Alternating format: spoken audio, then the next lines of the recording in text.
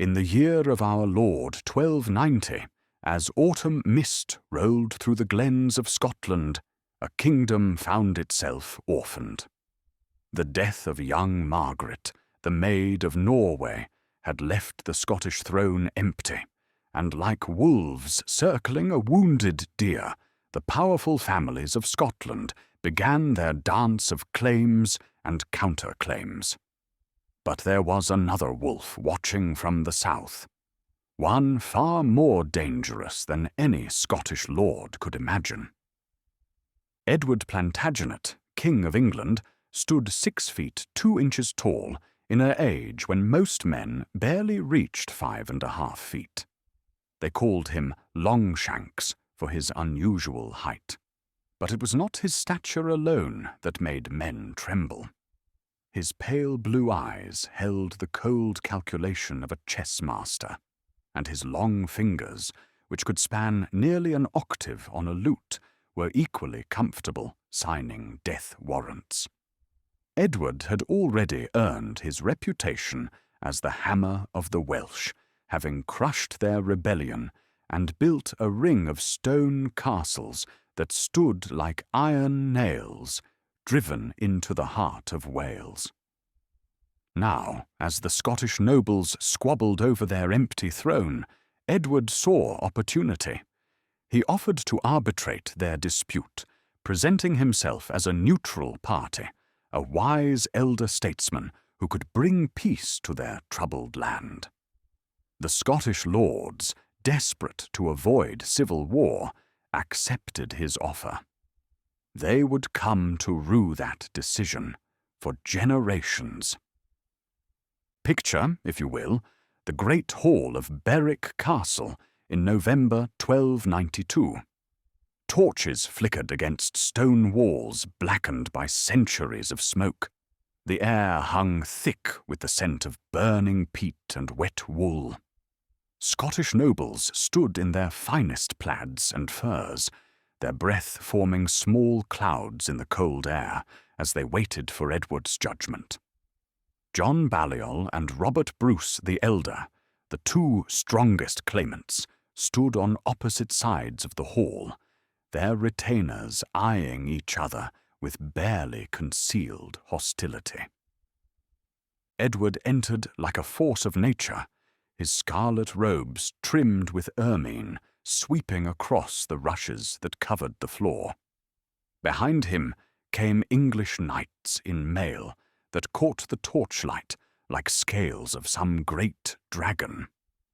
The Scottish lords bent their knees, not yet understanding that this genuflection was practice for a submission that would last far longer than this one day.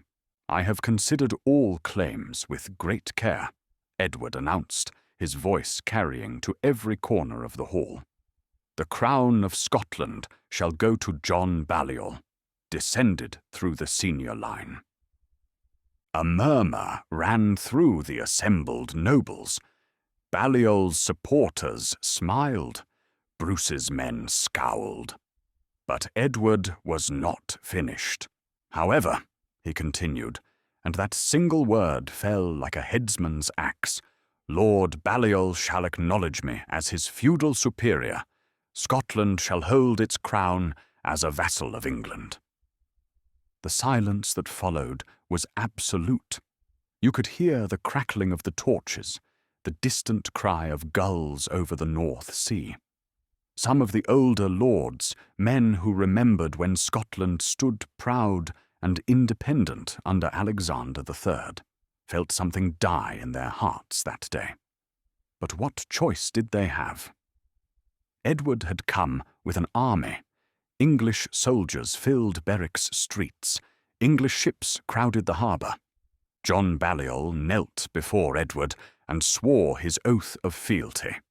They would call him Tum Tabard, empty coat, for the rest of his days, a king in name, but a puppet in truth. Edward placed the crown upon Balliol's head with his own hands, making clear to all who watched who truly ruled Scotland now. Life in Scotland under this new arrangement was like wearing clothes that didn't quite fit. On the surface, things continued much as before. Farmers still worked their strips of land in the long summer days, when the sun barely set in the northern reaches of the highlands. Shepherds still drove their flocks through the valley passes, their dogs ranging ahead through the purple heather. Merchants still gathered in the market squares of Edinburgh and Aberdeen, hawking wool and hides, salt fish and rough cloth. But there were changes, subtle at first, then increasingly oppressive. English officials appeared in Scottish courts, overruling local magistrates. English garrisons took up residence in Scottish castles. When Scottish merchants traded with France, Scotland's old ally, they found themselves subject to English taxes and English permissions. The proud lords who had once answered only to their king now found themselves summoned to Westminster, like errant schoolboys. The common people felt it too. In the taverns and alehouses, where men gathered after a day's labour to share a pot of ale and forget their troubles, conversations would drop to whispers when strangers entered. You never knew who might be listening, who might report seditious talk to English ears. Mothers teaching their children the old songs of Scottish heroes would glance nervously at the door, wondering if such tales were still safe to tell. The Highlands remained relatively untouched at first. In those wild northern lands, where mountains scraped the sky and lochs reflected clouds like mirrors of heaven, the old ways persisted. Clan chiefs ruled their people, as they had for centuries, by strength and tradition rather than written law. The Gaelic tongue still dominated, and few Englishmen ventured into those mist-shrouded valleys where every rock might hide a warrior, and every glen might swallow an army whole. But even the Highlands could not escape entirely. Edward demanded taxes, and taxes must be paid. He demanded soldiers for his wars in France, and soldiers must be sent. The great chiefs might grumble in their tower houses, might speak boldly of resistance when deep in their cups, but when Edward's summons came, they answered. They had seen what happened to Wales. They knew what Longshanks was capable of. In the lowlands, where the land was richer and the towns more prosperous, the English presence was heavier. Berwick, Scotland's greatest port, became almost an English town. English merchants received preferential treatment. English law superseded Scottish custom. The great Abbey of Arbroath, where the Declaration of Scottish Independence would one day be signed, now hosted English clerks recording English taxes. The Scottish Church, led by Bishop William Fraser of St. Andrews, tried to maintain some independence. The Church had always been a separate power, answering to Rome rather than any earthly king. But Edward was clever. He didn't attack the Church directly. Instead, he simply ensured that when Scottish bishoprics became vacant, men sympathetic to English interests filled them. Slowly, quietly, like water seeping through stone, English influence spread through every institution of Scottish life. It was in this atmosphere of creeping oppression that stories began to circulate. In the great halls of the nobility, men spoke carefully of the possibility of French intervention. King Philip IV of France, they whispered, was Edward's enemy. Perhaps he would send aid if Scotland rose against their common foe. These conversations were held in hunting lodges deep in the forest, or in the private chambers of castles where thick stone walls muffled voices. Among the common people, different stories spread. They spoke of William the Hardy, who had held out against Edward in the siege of Stirling Castle, making the English king bring his great siege engine, the war wolf, to finally break the walls. They spoke of Andrew Murray, a young knight from the north who refused to acknowledge English authority. And increasingly they spoke of a young man from Renfrewshire, tall and strong, who had killed an English official in the town of Lanark. Edward, secure in his power, paid little attention to such rumours at first. He had greater concerns. His wars in France demanded money and men. The Welsh, though conquered, required constant watching. Scotland was subdued, its king a puppet, its nobles cowed. What threat could a few malcontents pose to the might of England? But Edward had miscalculated. He understood power and fear, conquest and submission. What he did not understand was the Scottish spirit, that fierce love of freedom that ran through the veins of every man and woman, from the borders to the isles. He did not understand that you could take a man's land, his gold, even his life, but you could not take his dream of liberty. In the small hours of the night, when mist rose from the rivers and owls called from the dark woods, Scottish mothers would hold their children close and tell them the old stories. Stories of Kenneth MacAlpin, who had united the Picts and Scots. Stories of Macbeth, not Shakespeare's villain, but a real king who had ruled with strength and wisdom. Stories of Robert the Bruce's grandfather, the competitor, who should have been king if not for English interference. And increasingly they began to tell a new story. A story of a young man who had lost everything to English cruelty. A man who had taken to the forests with a band of followers, striking at English patrols like a ghost in the night. A man who showed that the English could bleed, could fear, could die just like any other men. His name was William Wallace, and though few knew it yet, his story would burn bright enough to light fires of resistance for centuries to come. In the darkening days of Scottish subjugation, as Edward's grip tightened like an iron gauntlet around the throat of the nation, Wallace would emerge from the shadows of history to show his people that freedom was not dead, only sleeping. The stage was set. The players were in position. Edward secure in his southern palace, Balliol cowering in his nominal throne, the Scottish nobles divided between collaboration and resistance. And somewhere in the rolling hills of Renfrewshire, a young man was about to take the first steps on a journey that would see him rise from obscurity to glory, from glory to betrayal, and from betrayal to immortality.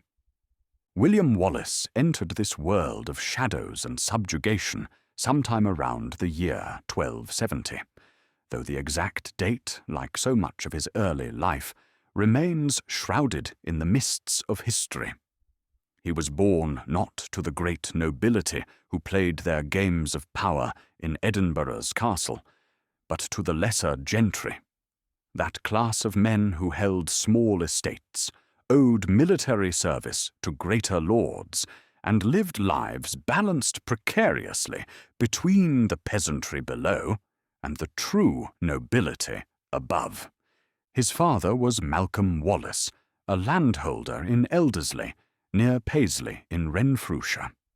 The Wallace family held their lands from James Stuart, the High Steward of Scotland, and through him owed their allegiance to the crown. Their estate was modest, perhaps a tower house of grey stone, rising 3 stories above the rolling farmland, surrounded by a wooden palisade. From its upper windows young William would have looked out over fields of barley and oats, pastures where cattle grazed, and in the distance the dark line of forests where red deer and wild boar still roamed. Malcolm Wallace was a man caught between worlds, too insignificant to play a role in the great politics of the realm, too proud to accept subjugation quietly. He raised his sons. William had at least two brothers, Malcolm and John, with the education befitting minor nobility. They learned to read and write, unusual for the time, probably under the tutelage of the monks at Paisley Abbey. They learned Latin, the language of the church and law. They learned French, the language of nobility and courtly romance, and they learned Gaelic, the ancient tongue of their people. But most importantly, Malcolm Wallace taught his sons to remember. Remember when Scotland was free. Remember the days of Alexander III, when Scottish merchants sailed to France and Flanders as equals, not subjects. Remember that the blood in their veins was Scottish blood, descended from warriors who had never bent the knee to Rome, to Vikings, or to Normans. Picture young William in the candle-lit hall of his father's house, listening to the old stories. His mother, about whom history tells us almost nothing, not even her name, might have sat spinning wool by the fire while Malcolm recounted the tale of how their ancestor, Richard Wallace, had come from Wales generations ago, following the Norman conquest. How the family had made Scotland their home, had become more Scottish than the Scots themselves, defending their adopted land against all invaders. William grew tall and strong, eventually reaching a height that made him stand out in any gathering. The few contemporary accounts that survive describe him as a giant of a man, perhaps 6 feet 5 inches or more, with brown hair that fell to his shoulders and eyes that could be gentle with friends, but terrible with enemies. His hands, they said, were massive, capable of wielding a two-handed sword with the ease most men handled a stick. But physical strength alone does not make a rebel. What transformed William Wallace from a minor noble's son into the scourge of English occupation was a combination of education, circumstance, and personal tragedy that would forever alter the course of his life. His education continued beyond the basics. Some accounts suggest he spent time with his uncle, a priest in Dunipace, who furthered his learning. William read the great Latin texts, Virgil's Aeneid, with its hero fighting for his people's survival, Livy's histories of Roman resistance against tyranny. He absorbed these stories, these examples of men who chose death over dishonor, freedom over comfortable servitude. The Scotland of William's youth was a land of stark contrasts.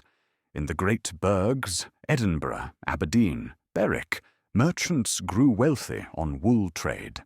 Stone houses rose along cobbled streets. Craftsmen formed guilds, protecting their trades and training apprentices. Markets bustled with goods from across Europe, wine from France, spices from the East, furs from Norway. But in the countryside, where most Scots lived, life remained much as it had been for centuries. Farmers rose with the dawn to work strips of land held in common. They paid rent to their lords in grain, in labour, in military service when called. Their houses were simple affairs, 1 or 2 rooms with walls of stone and turf, roofs of thatch or heather. A central fire pit provided warmth and cooking heat, its smoke escaping through a hole in the roof, leaving the interior perpetually dim and smoky. William moved between these worlds. As a landowner's son, he would have been welcome in the halls of greater nobles, would have hunted with their sons, perhaps trained with weapons alongside them. But he also knew the common people, spoke their language, understood their struggles. This ability to bridge social divisions would later prove crucial to his success as a leader. The turning point in William's life came with Edward's tightening grip on Scotland. The English king's administrators spread through the land like a plague.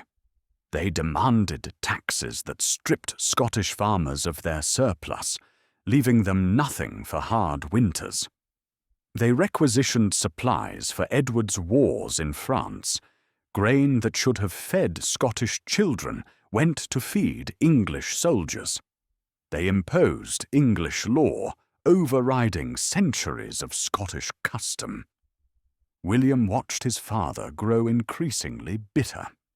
Malcolm Wallace had fought in the wars of Scottish succession, had seen friends die for what they believed was Scottish independence. Now he was expected to bow to English officials who couldn't even pronounce Scottish place names correctly, who sneered at Scottish customs as barbaric, who treated Scottish nobles like provincial servants.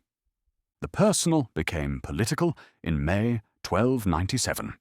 The exact circumstances remain unclear. History here becomes legend, and legend becomes myth.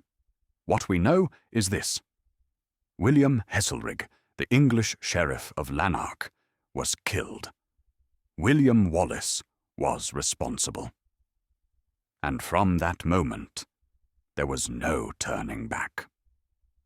Some tales say Wallace had secretly married Marion Braidfute, a young woman of Lanark, and that Heselrigg had her executed to draw Wallace out of hiding.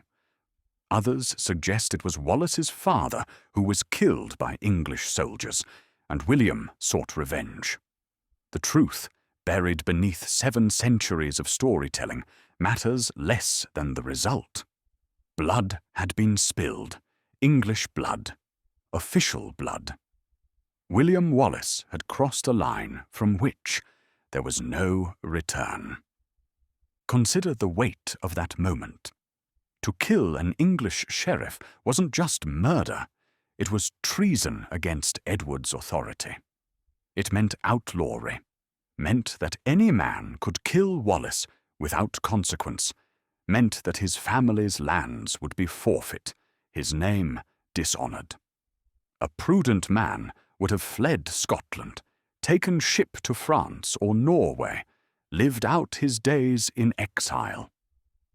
But William Wallace was not a prudent man. Instead of fleeing, he sent out word to all who would listen. The Sheriff of Lanark was dead, and English tyranny could be resisted. Men began to come to him. Younger sons with no inheritance, farmers driven from their lands by English taxes, former soldiers who remembered better days, outlaws who had nothing left to lose. They gathered in the forests of Selkirk, those vast woodlands that stretched across southern Scotland. Here, among ancient oaks and dense undergrowth, where foresters' paths wound through shadows and sunlight, Wallace began to forge his scattered followers into something more than bandits. He taught them to fight as the English fought, with discipline and tactical awareness. But he also taught them to fight as Scots, to use the land itself as a weapon, to strike and vanish, to turn the English advantages of heavy cavalry and castle strongholds into weaknesses. The early raids were small affairs. A supply convoy ambushed here, a tax collector disappeared there. But each success brought more men. Scottish nobles, even those who publicly collaborated with the English, began secretly sending supplies. Blacksmiths who by day shoed English horses would by night forge spearheads for Wallace's men.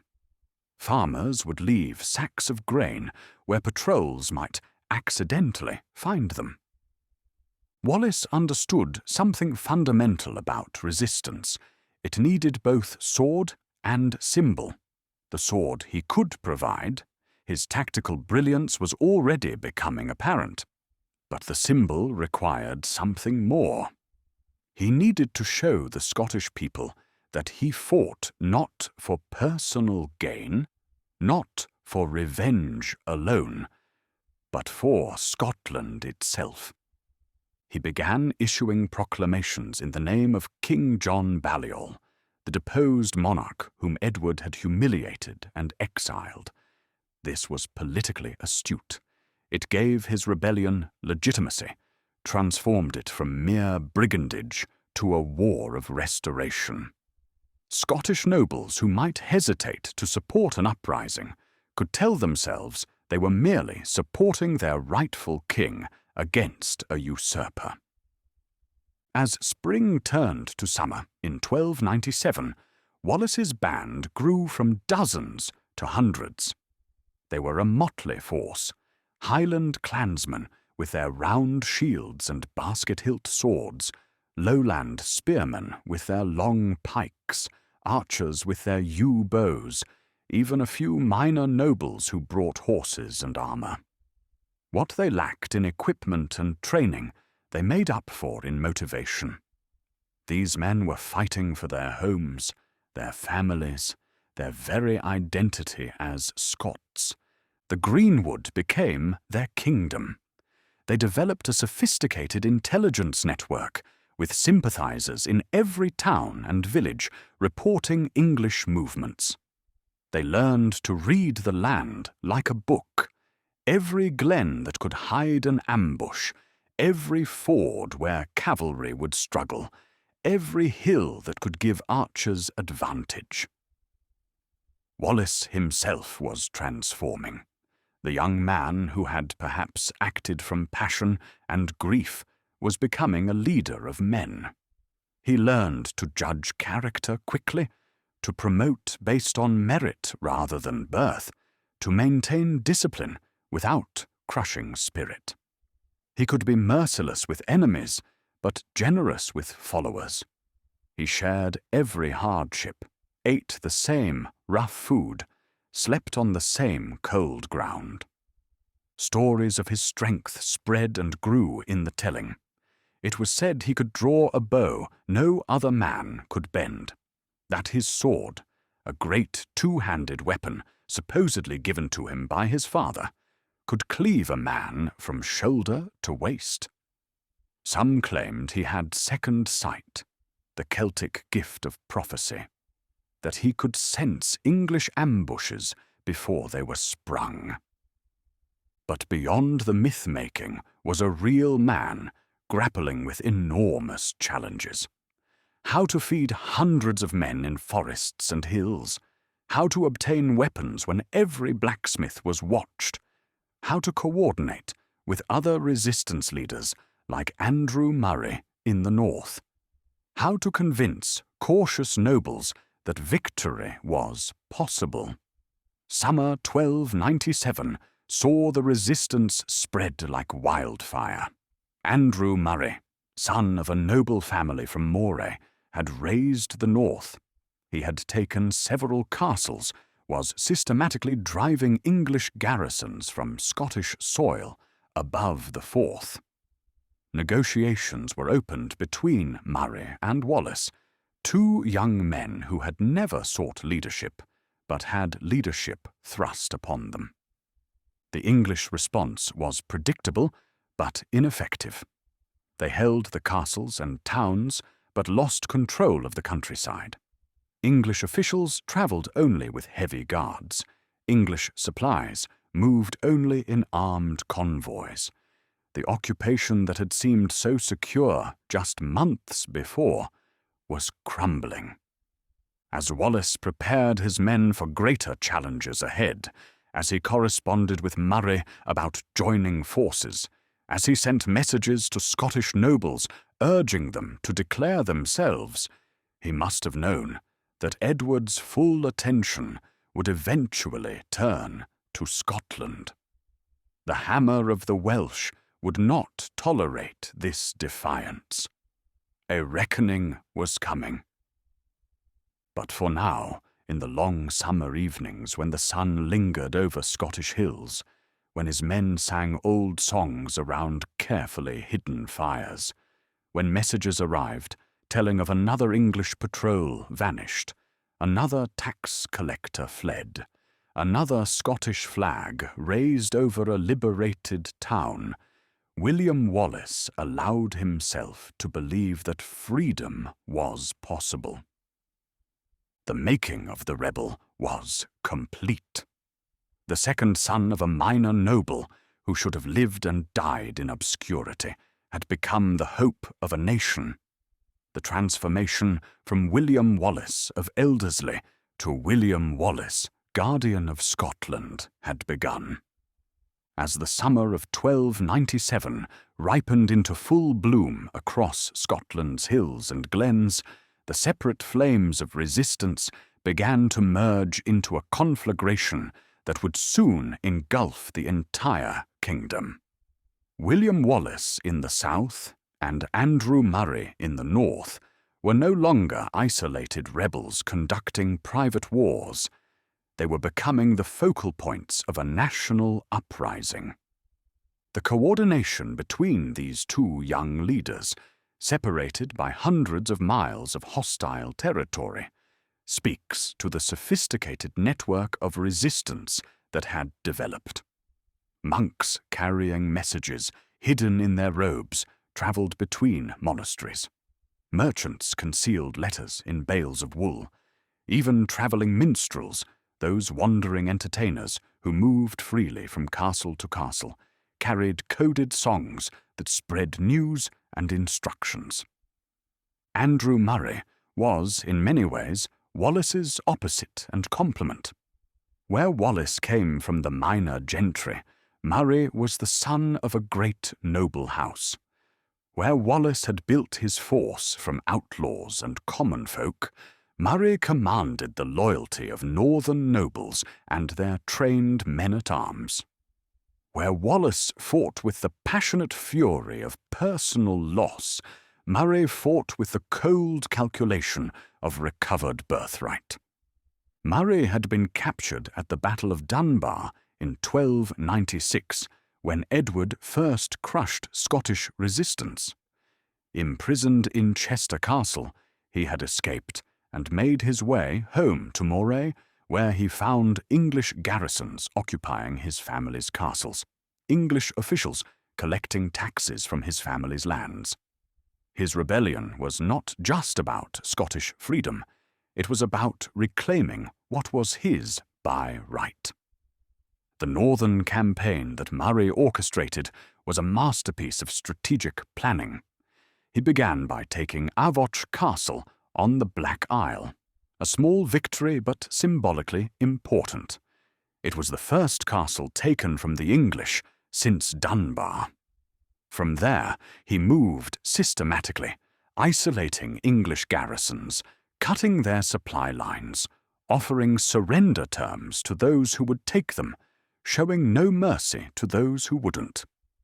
While Murray reclaimed the north, Wallace's activities in the south were becoming increasingly bold. No longer content with ambushing patrols and tax collectors, he began attacking English-held towns. The assault on Lanark had been personal. What followed was strategic. Picture the scene at Scone, that ancient coronation site of Scottish kings, as Wallace's forces approached on a misty August morning. The English garrison, perhaps 30 men-at-arms and twice that number in foot soldiers, had made themselves comfortable in the abbey buildings. They had grown complacent, believing the Scots too cowed to attack a fortified position. The attack came at dawn, that grey hour when night surrenders today, and men's eyes play tricks. Wallace had spent days studying the town's defences, identifying weak points. His men had crept close in the darkness, some swimming the moat, others scaling walls with rope and grappling hooks. The first the English knew of danger was when Scottish war cries erupted within their own walls. The fighting was brief but vicious. English soldiers, stumbling from their quarters, half-dressed and barely armed, found themselves facing Scots who gave no quarter. Wallace himself, that giant figure with his great sword, seemed to be everywhere, leading the charge through the Abbey gate, cutting down the English captain who tried to rally his men, preventing the beacon from being lit that would have warned other garrisons. By the time the sun had fully risen, Scone was in Scottish hands. Wallace ordered the English arms and armour distributed among his men, the English supplies added to his stores, but more importantly, he had shown that walled towns could be taken, that English power was not invincible. The psychological impact of these victories cannot be overstated. For a year, since Dunbar, Scots had lived under the weight of defeat. They had watched their king humiliated, their nobles submit, their country occupied. Now, suddenly, English bodies floated in Scottish rivers, English garrisons cowered behind their walls, English officials fled rather than collect their taxes. The common people responded with an outpouring of support that surprised even Wallace. Farmers who had hidden their grain from English tax collectors now brought it freely to feed the resistance. Blacksmiths worked through the night, forging spearheads and arrow points. Women spun and wove cloth for uniforms and banners. Children served as lookouts and message runners. In the Highlands, clan chiefs who had remained aloof from the initial uprising began to reconsider. They had thought Wallace and Murray's rebellions would be quickly crushed, as all previous resistance had been. But as week followed week and the rebels not only survived but prospered, these cautious leaders began to send out tentative feelers. Would Wallace accept their men if they were offered? Would past collaboration with the English be forgiven? Wallace's response was pragmatic. Scotland needed every sword, every spear, every bow it could muster. Men who came to fight for freedom would be welcomed, their past forgotten. This policy of inclusion, of judging men by their present actions rather than past failures, would bring thousands to his banner. But not all Scottish nobles were ready to commit. Many remained on their estates, waiting to see which way the wind would blow. Others actively collaborated with the English, seeing opportunity in their country's subjugation.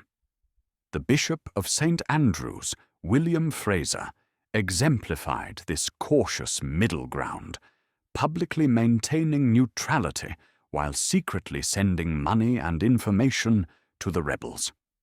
It was in this atmosphere of growing resistance and shifting loyalties that Wallace and Murray finally made contact. The exact location of their first meeting is lost to history, but we can imagine it, perhaps in some hidden glen, far from English eyes, where two young men who had become legends before their time could finally take each other's measure. Murray would have seen a giant of a man, dressed in rough wool and leather rather than the fine mail of nobility, surrounded by a bodyguard of common soldiers who would die for him without hesitation. Wallace would have seen a noble who had given up comfort and safety to fight for his country, whose tactical brilliance had liberated half of Scotland. They found, despite their different backgrounds, that they shared a vision, not just to drive out the English, but to create a Scotland where merit mattered more than birth, where law protected the weak from the strong, where the ancient freedoms their fathers had known would be restored and strengthened. Their combined forces now numbered in the thousands. Murray brought trained cavalry, experienced siege engineers, the support of northern nobles. Wallace brought numbers, passion, the loyalty of the common people. Together they were stronger than either could be alone. But they faced a formidable response. John de Warenne, Earl of Surrey, Edward's lieutenant in Scotland, had finally been roused to action. A veteran of Edward's Welsh wars, Surrey commanded an army of perhaps 3,000 cavalry and 12,000 infantry. These were professional soldiers, trained and equipped, experienced in crushing rebellions. Surrey moved north from Berwick with the steady, inexorable pace of English military might. His army was a sight to inspire terror. Row upon row of mounted knights in gleaming mail, their lances like a steel forest, their war horses bred for battle. Behind them came the infantry, English longbowmen whose arrows could pierce mail at 200 yards, Welsh spearmen who had learned their trade fighting against Edward before joining him. The English army moved like a natural disaster, consuming everything in its path. They requisitioned supplies from Scottish farms, leaving families to starve. They burned villages suspected of supporting the rebels. They hanged anyone caught with weapons, sometimes entire families strung from trees as warnings to others. Wallace and Murray faced a crucial decision. Should they continue their guerrilla tactics, avoiding direct confrontation while harassing the English flanks? Or should they risk everything in a pitched battle that could end the rebellion in a single day? The debate must have been fierce. Guerrilla warfare was safer, had proven successful so far, but it also meant allowing the English to ravage the countryside, to punish the very people the rebels claimed to protect. And there was another consideration: legitimacy. To be taken seriously as leaders of Scotland rather than mere brigands, they needed a decisive victory against English regular forces. The decision was made. They would make their stand at Stirling. Stirling controlled the primary crossing of the River Forth, the gateway between northern and southern Scotland. Its castle, perched on a volcanic crag, dominated the landscape. Below the castle, the Forth wound through marshy ground, crossable at only a few points. The most important crossing was Stirling Bridge, a wooden structure wide enough for only 2 horsemen to cross abreast. As Wallace and Murray marched their combined forces toward Stirling, they knew they were marching toward a confrontation that would determine Scotland's fate. If they won, the rebellion would become a revolution. If they lost, their heads would decorate London Bridge, and Scotland would remain under English rule for generations. The English were confident. They had every advantage: superior numbers, better equipment, experienced leadership. Surrey had crushed rebellions before. His subordinate, Hugh de Cressingham, Edward's treasurer in Scotland, was eager for battle, seeing a chance to end the expensive occupation with one decisive blow. But Wallace and Murray had advantages too, advantages the English in their arrogance failed to appreciate. They knew the ground intimately. They commanded men fighting for their homes, not for pay. and they had a plan, a brilliant, audacious plan that would turn English strength into weakness. As September 10th, 1297 dawned, the two armies faced each other across the Forth. The English on the south bank, flags flying, armour glinting in the morning sun. The Scots on the heights of Abbey Craig on the north bank, their forces partially hidden by trees and morning mist. Negotiations were attempted. The English sent 2 Dominican friars across to demand surrender. Wallace's response, recorded by the English chronicler, was characteristically defiant. "Tell your commander that we are not here to make peace, but to do battle, defend ourselves, and liberate our kingdom. Let them come on, and we shall prove this in their very beards." The stage was set for one of the most significant battles in Scottish history. Tomorrow would bring glory or destruction, freedom or subjugation. As the sun set behind the Scottish hills, casting long shadows across the river, men on both sides prepared their weapons, said their prayers, and wondered if they would see another sunset. In the Scottish camp, Wallace moved among his men, speaking words of encouragement.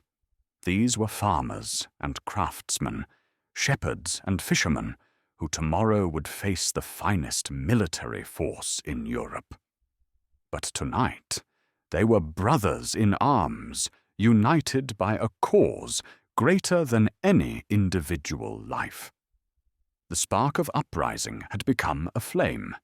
Tomorrow, at Stirling Bridge, they would discover whether that flame would illuminate a free Scotland or be extinguished forever in the waters of the Forth.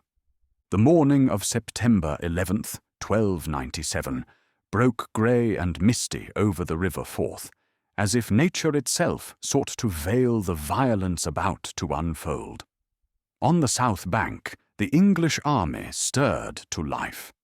15,000 men rousing from their camps, checking weapons, donning armour, preparing for what their commanders assured them would be a swift victory.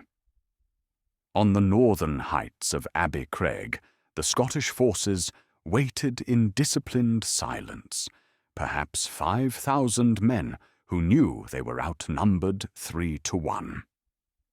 John de Warenne, Earl of Surrey, had spent a restless night in his tent. At 66 years old, he was feeling his age, and the Scottish climate disagreed with him. He rose late, heard Mass, and broke his fast while his subordinates fretted about the delay. Hugh de Cressingham, the corpulent treasurer whose greed had squeezed Scotland dry, was particularly anxious to begin. Every day the army remained in the field cost money, his money as he saw it. The English knights, resplendent in their mail hauberks and colourful surcoats, gathered near the bridge as morning mist rose from the river. Their war horses, great destriers worth more than a common man might earn in a lifetime, stamped and snorted, sensing the tension. Behind them, the infantry formed up, Welsh spearmen who had learned their deadly trade in their own unsuccessful rebellions, English archers checking the strings of their longbows, men-at-arms hefting swords and axes. On the Scottish side, Wallace and Murray had positioned their forces with careful deliberation. The main body of Scottish spearmen, armed with 12-foot pikes, stood in dense schiltrons, circular formations bristling with spear points, like great hedgehogs of steel and wood. These men had trained for weeks to hold formation, to trust the man beside them, to resist the terror of a cavalry charge. Hidden in the woods to either side were smaller forces, light infantry who could move quickly, archers with their shorter bows, and what little cavalry the Scots possessed. But the key to the Scottish position was not what the English could see, but what they couldn't.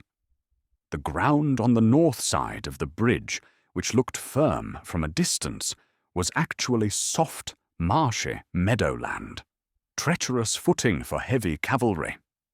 The bridge itself was the crucial factor.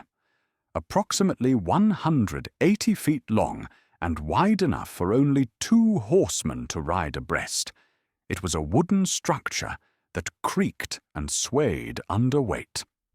For an army to cross, it would take hours, feeding men across in a thin stream rather than the crushing wave that made heavy cavalry so devastating.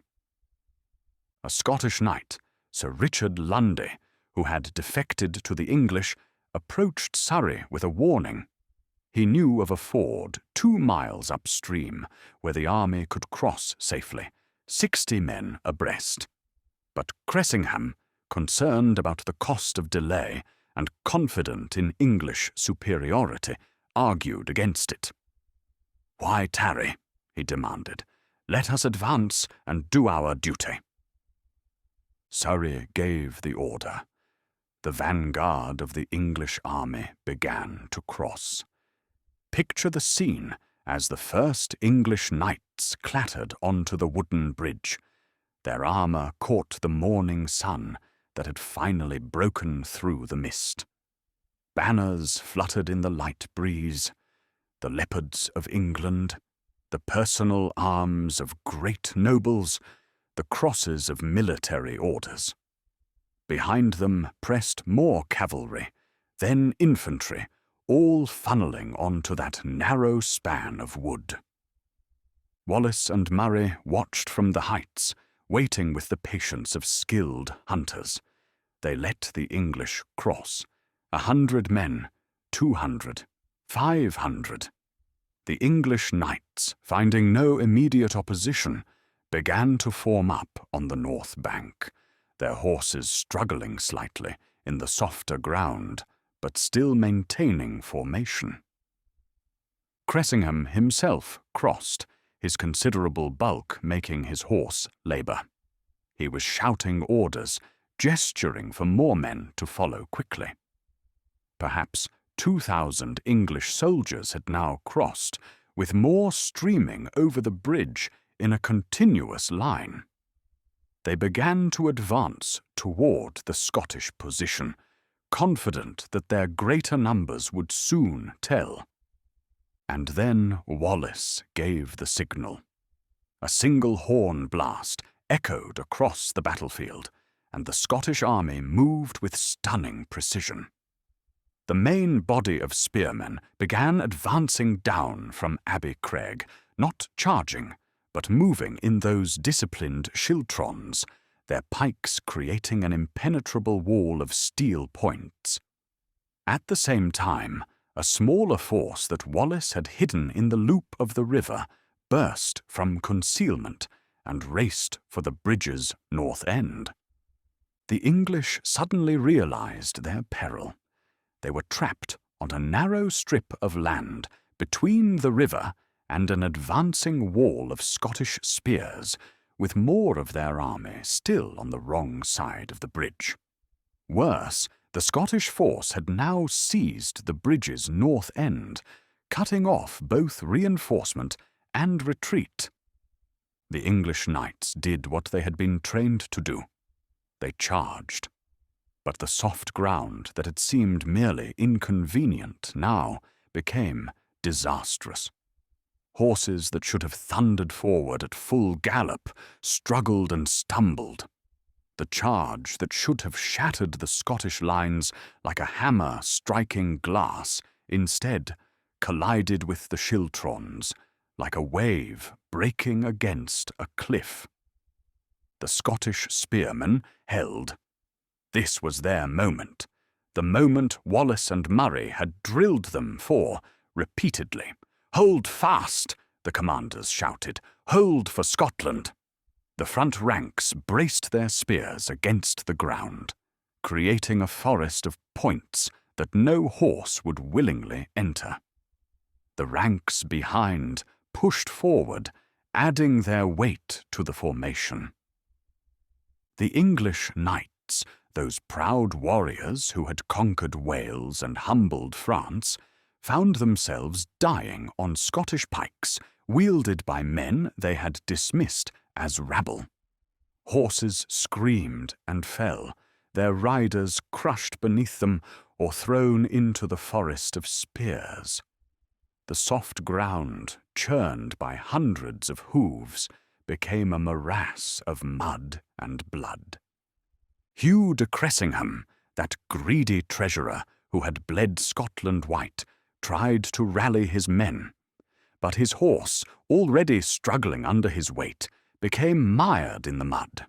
Scottish spearmen surrounded him, pulled him from his mount. His last moments were spent not as a proud English official, but as a frightened man facing the vengeance of those he had oppressed. The Scots, in their fury, did not merely kill him.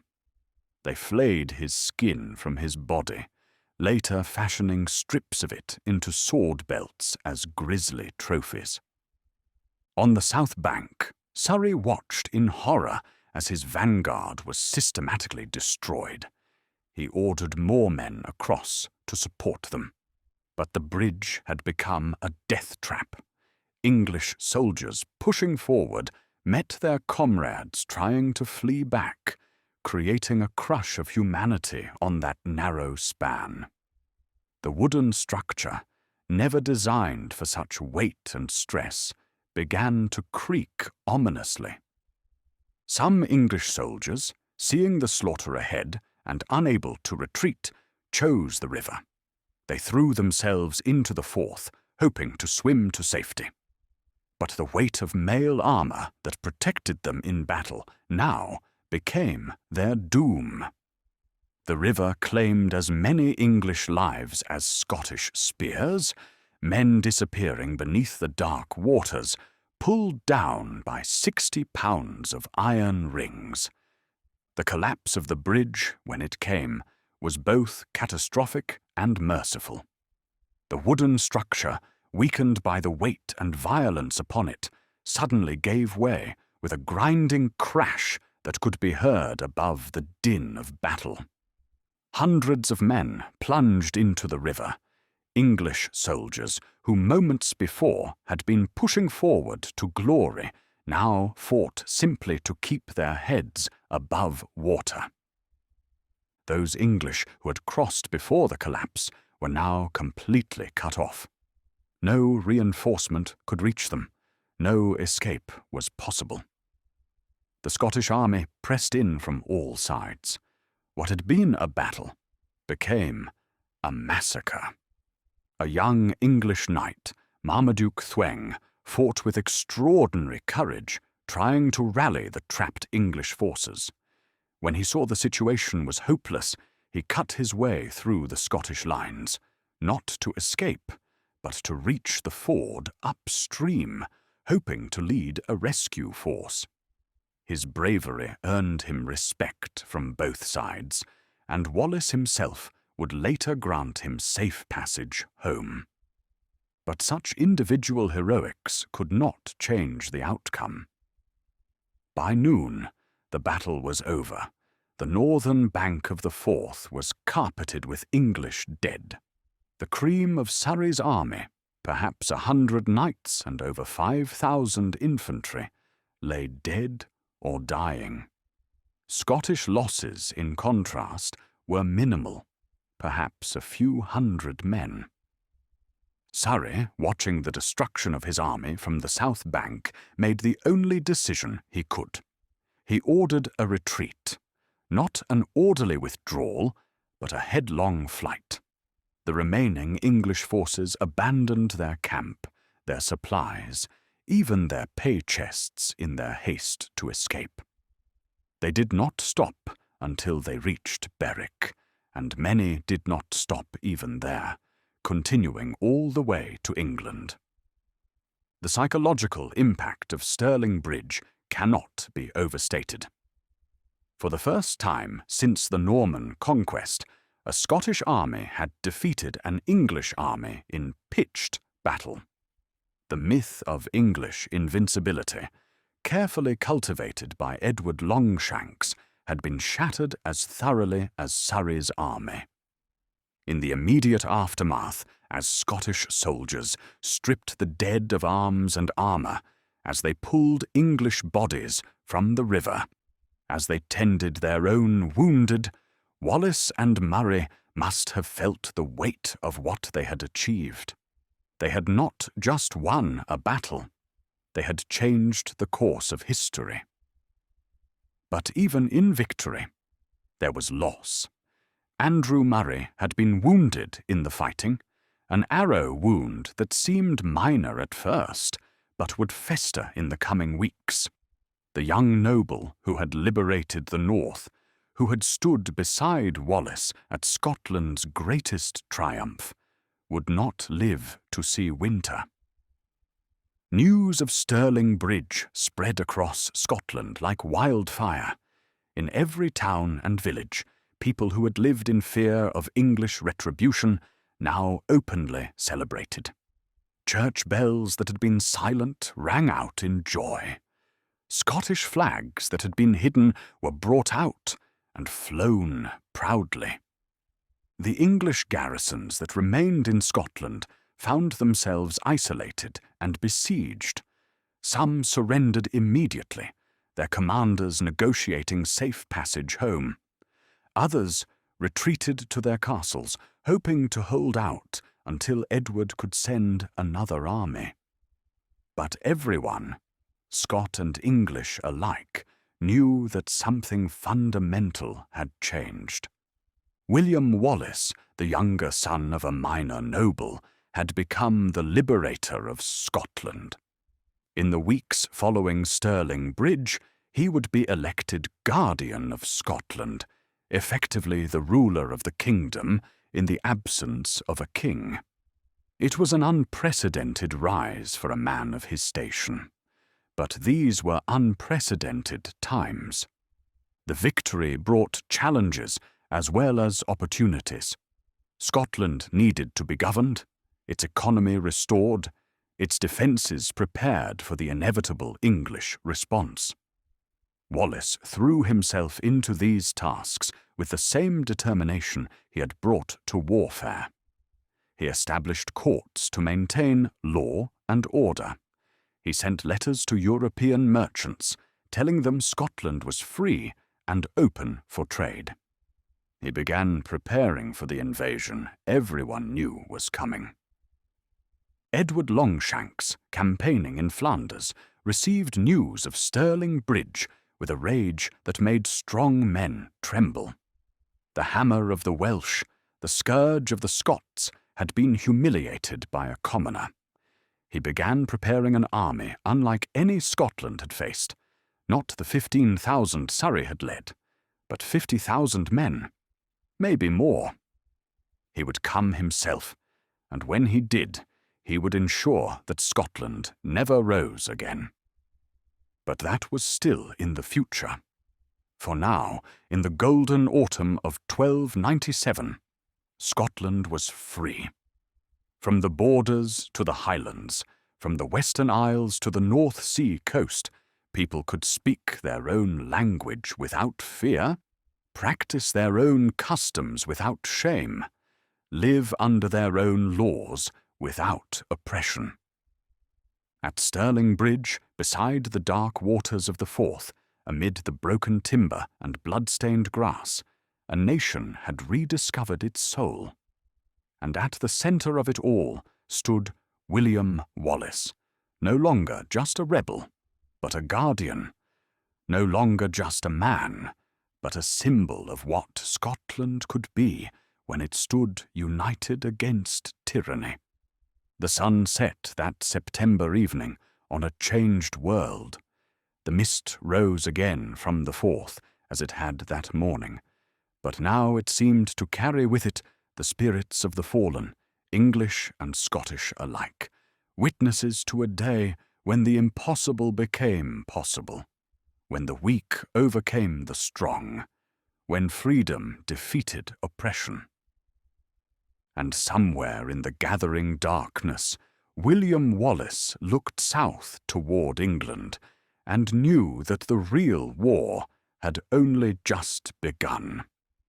In the great hall of the Abbey of Scone, where Scottish kings had been crowned for centuries, William Wallace stood before an assembly that would have been unthinkable just months before. October's chill crept through the stone walls, but the hall blazed with torchlight and the heated discussions of Scotland's surviving nobility, clergy, and burgesses.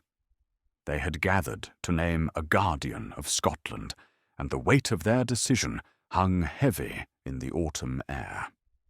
The victory at Stirling Bridge had created a vacuum of power.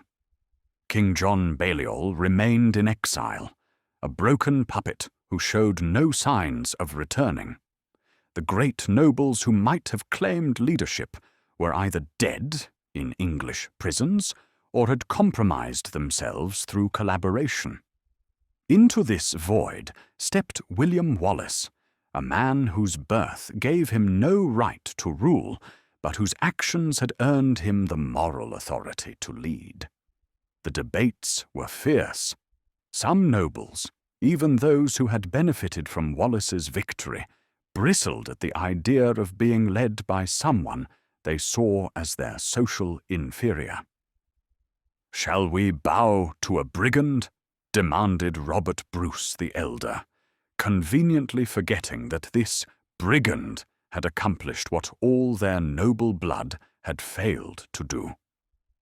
But others spoke with equal passion in Wallace's favour. The Bishop of Glasgow, Robert Wishart, rose with difficulty. He was an old man, but his voice still carried power. "This man," he said, gesturing to Wallace, "has done more for Scotland in 6 months than our great lords accomplished in 6 years. God works through whom he chooses, not always through those of high birth." The merchants of the burghs, those practical men who understood that trade required stability and freedom, threw their support behind Wallace. The common soldiers who had fought at Stirling Bridge made their preference known through cheers that could be heard even in the sealed hall. And critically, the dying Andrew Murray, carried to the assembly on a litter, used his remaining strength to endorse his co-commander. When the vote came, it was decisive, if not unanimous. William Wallace was named Guardian of Scotland, defender of the realm in the absence of the king. He accepted with characteristic simplicity, "I shall do my utmost to prove worthy of your trust and to secure the freedom of our realm." The transformation required of Wallace was immense. The guerrilla leader who had lived in forests now had to govern from castles. The warrior who solved problems with his sword now had to navigate the treacherous waters of diplomacy. The man who had led hundreds now commanded a nation of perhaps 1,000,000 souls. His first acts as guardian showed both wisdom and pragmatism. He retained the existing structure of government where possible, understanding that revolution without stability led only to chaos. Scottish laws would be Scottish laws, not imposed English statutes. Scottish customs would be respected. Scottish merchants would trade freely. But there were also changes, subtle yet significant. Wallace appointed men based on ability rather than birth alone.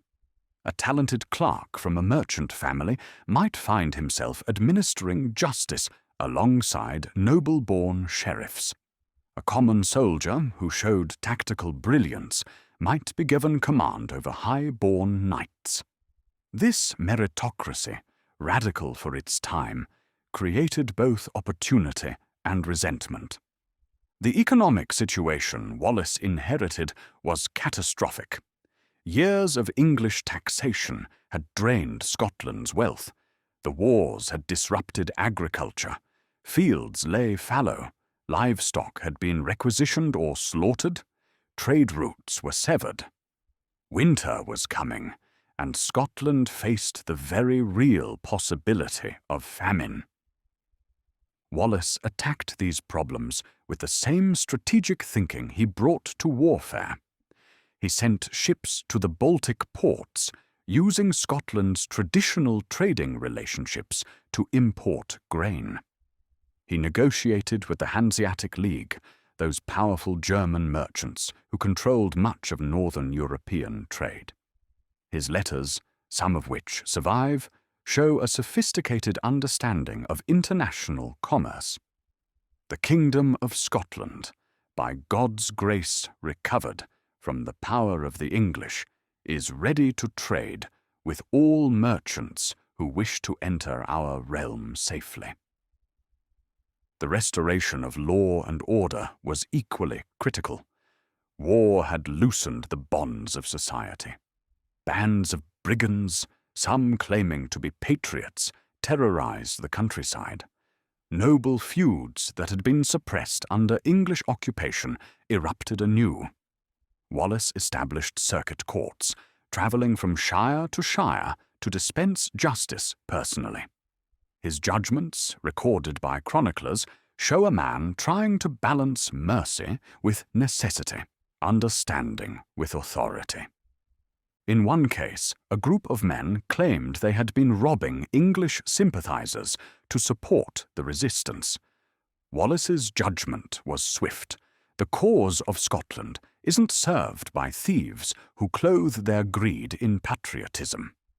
You shall return what you have stolen and serve in the army without pay until your debt to Scotland is cleared. The military situation remained precarious.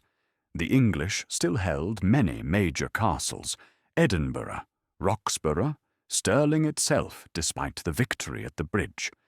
These strongholds were like thorns in Scotland's flesh, bases from which English forces could strike, symbols of continued occupation. Wallace began systematic siege operations, but he faced a crucial limitation.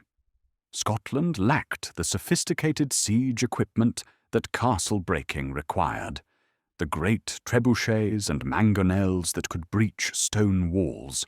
He had to rely on starvation and subterfuge, long blockades that tied down forces he needed elsewhere, clever ruses that sometimes worked and sometimes failed. The siege of Dundee Castle illustrated both his determination and his constraints. The castle, perched on a rocky outcrop overlooking the crucial port, had to be taken to secure Scotland's eastern trade routes. Wallace invested it for weeks, his men camping in the bitter cold of early winter, slowly starving out the garrison. When it finally fell, he found the English had destroyed most of the supplies rather than let them fall into Scottish hands, a bitter victory that cost more than it gained. Diplomacy occupied much of Wallace's attention. Scotland needed allies, particularly France, England's traditional enemy. The old alliance between Scotland and France dated back generations, but it needed renewal and strengthening. Wallace sent envoys to King Philip IV of France, seeking military aid, trade agreements, and most importantly, diplomatic recognition of Scotland's independence. The letters he sent to European courts reveal a sophisticated understanding of international relations.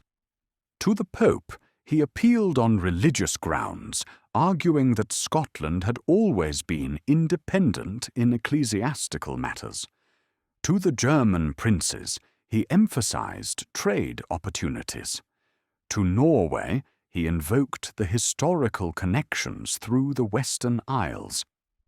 But Wallace also understood that diplomacy without military strength was merely begging. He continued to build Scotland's military capacity, establishing training camps where common soldiers learned the discipline that had won Stirling Bridge. He created a rudimentary intelligence network, with agents in English-held territories reporting on troop movements and supply situations. The Guardian's Court, established at various times in Perth, Aberdeen, and other loyal burghs, became a curious mixture of military headquarters, diplomatic centre, and judicial venue. Wallace presided over it all with an energy that amazed observers. He would rise before dawn to review military dispatches, spend the morning hearing legal cases, the afternoon in council meetings, and the evening planning military operations.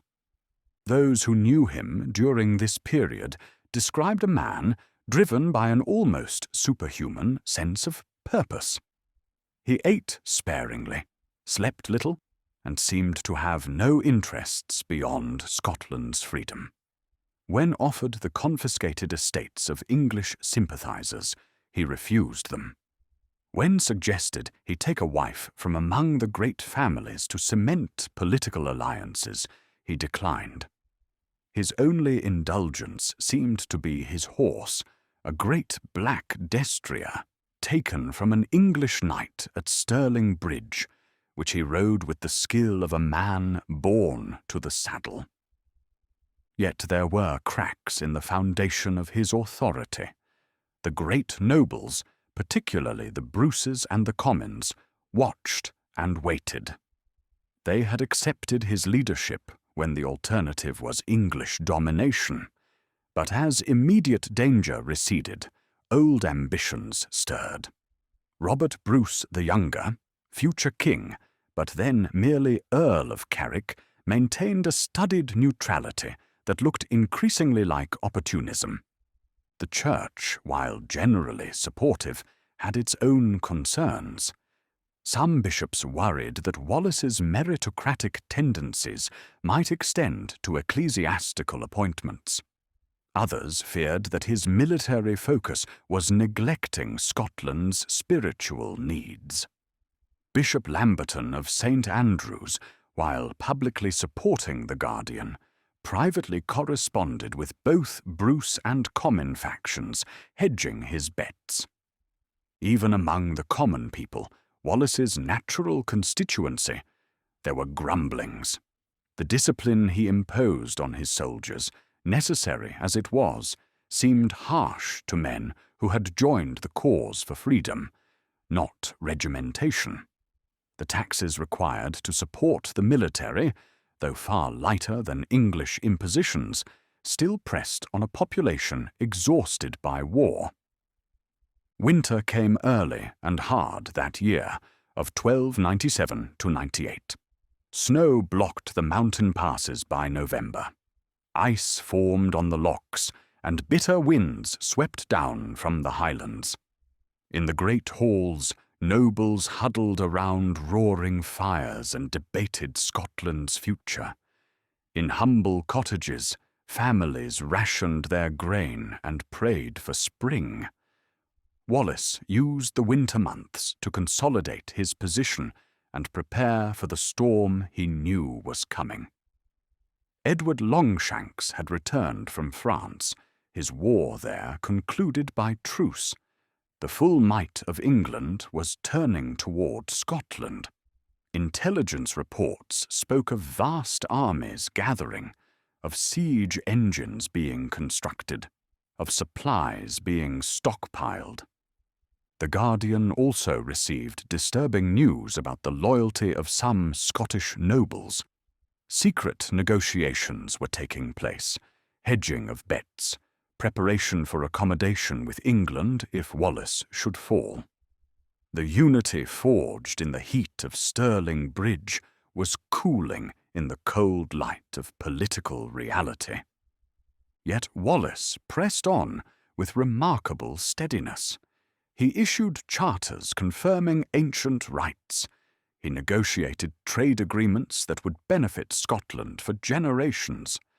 He established schools where young Scots could learn Latin and French, the languages of law and diplomacy. Even facing probable invasion and possible betrayal, he built for a future he might not live to see. In the quiet hours before dawn, when he walked the battlements of whatever castle he was residing in, Wallace must have reflected on his extraordinary journey. From minor noble to guardian of Scotland in less than 2 years. From outlaw to the legitimate ruler of a kingdom. From local rebel to figure of international significance. But he must also have known how precarious his position was.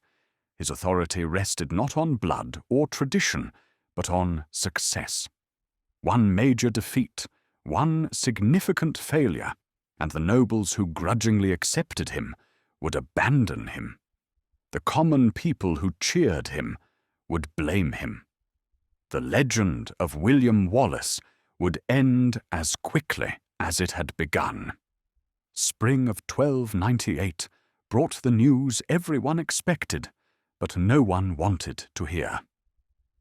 Edward of England was coming north with the largest army ever assembled against Scotland, perhaps 25,000 infantry and 3,000 cavalry. The king himself would lead them, bringing all his experience from the Welsh wars, all his fury at Scottish defiance. Wallace began his preparations with characteristic thoroughness. He ordered the evacuation of the borders, denying the English supplies. He strengthened the remaining Scottish-held castles. He called out the full levy of Scotland, every man capable of bearing arms. He sent final appeals to potential allies, knowing they would likely arrive too late. As guardian of Scotland, William Wallace had given his country something precious: hope, dignity, and a brief taste of freedom. Now, as the English host assembled, he would be called upon to give something more.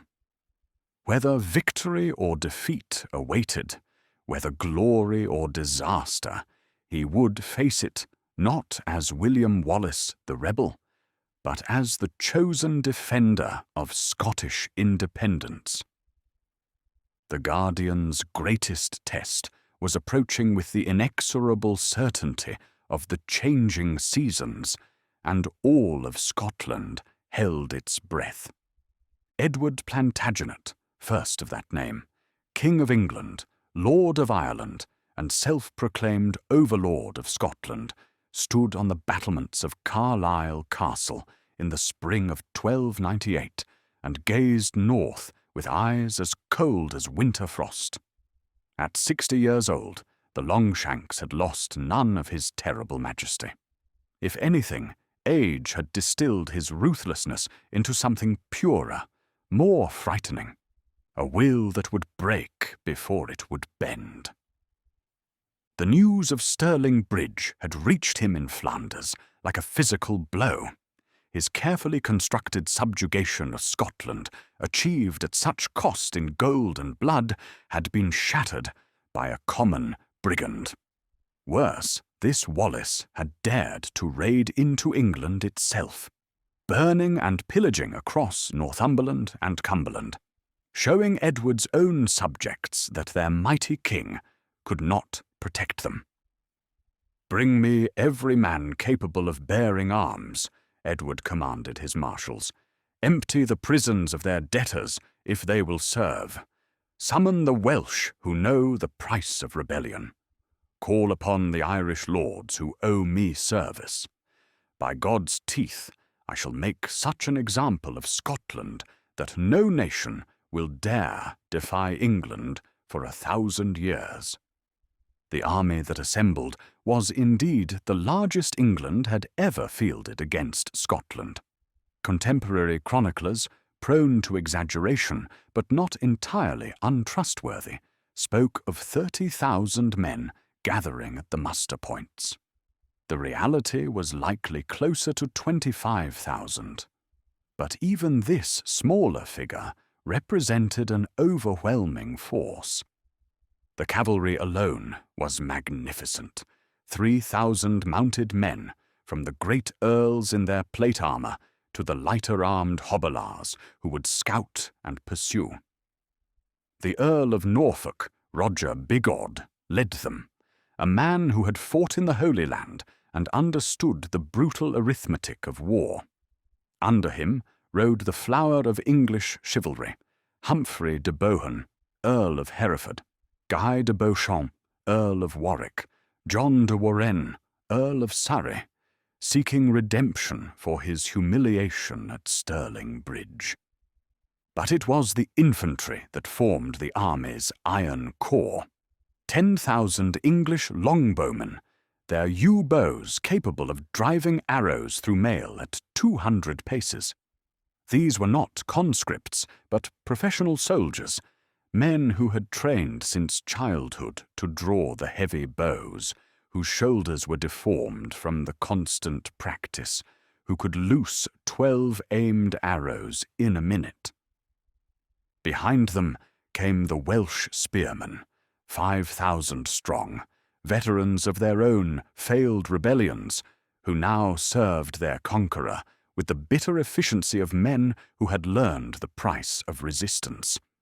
There were Irish kern, light infantry, who fought with a savage joy that unnerved even their English allies.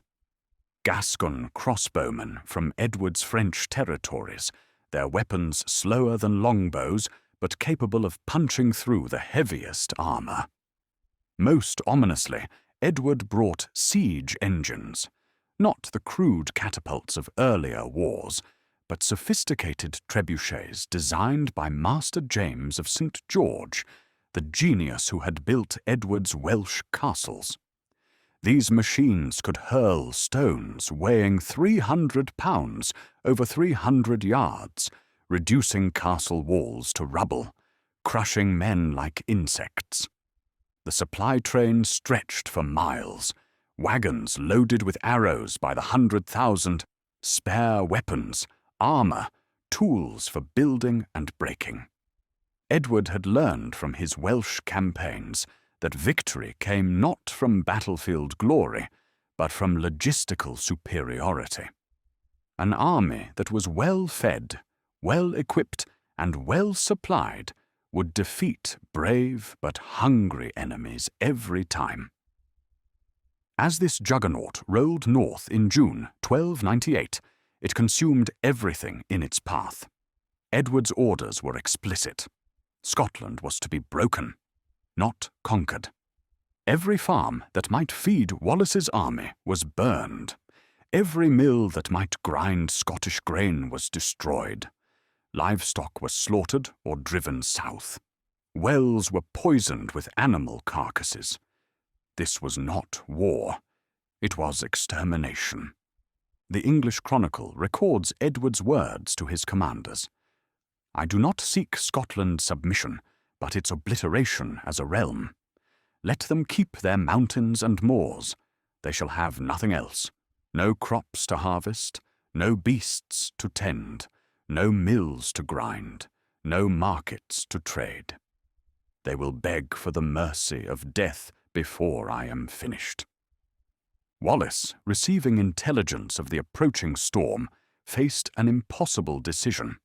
His instinct, honed by successful guerrilla warfare, was to avoid direct confrontation. Let the English advance through an empty land, finding no supplies, no targets, nothing but the vast emptiness of Scotland to swallow them. Time was on Scotland's side. Edward could not maintain such an army indefinitely, but political reality demanded otherwise. The Scottish nobles, already restive under his leadership, openly questioned his courage.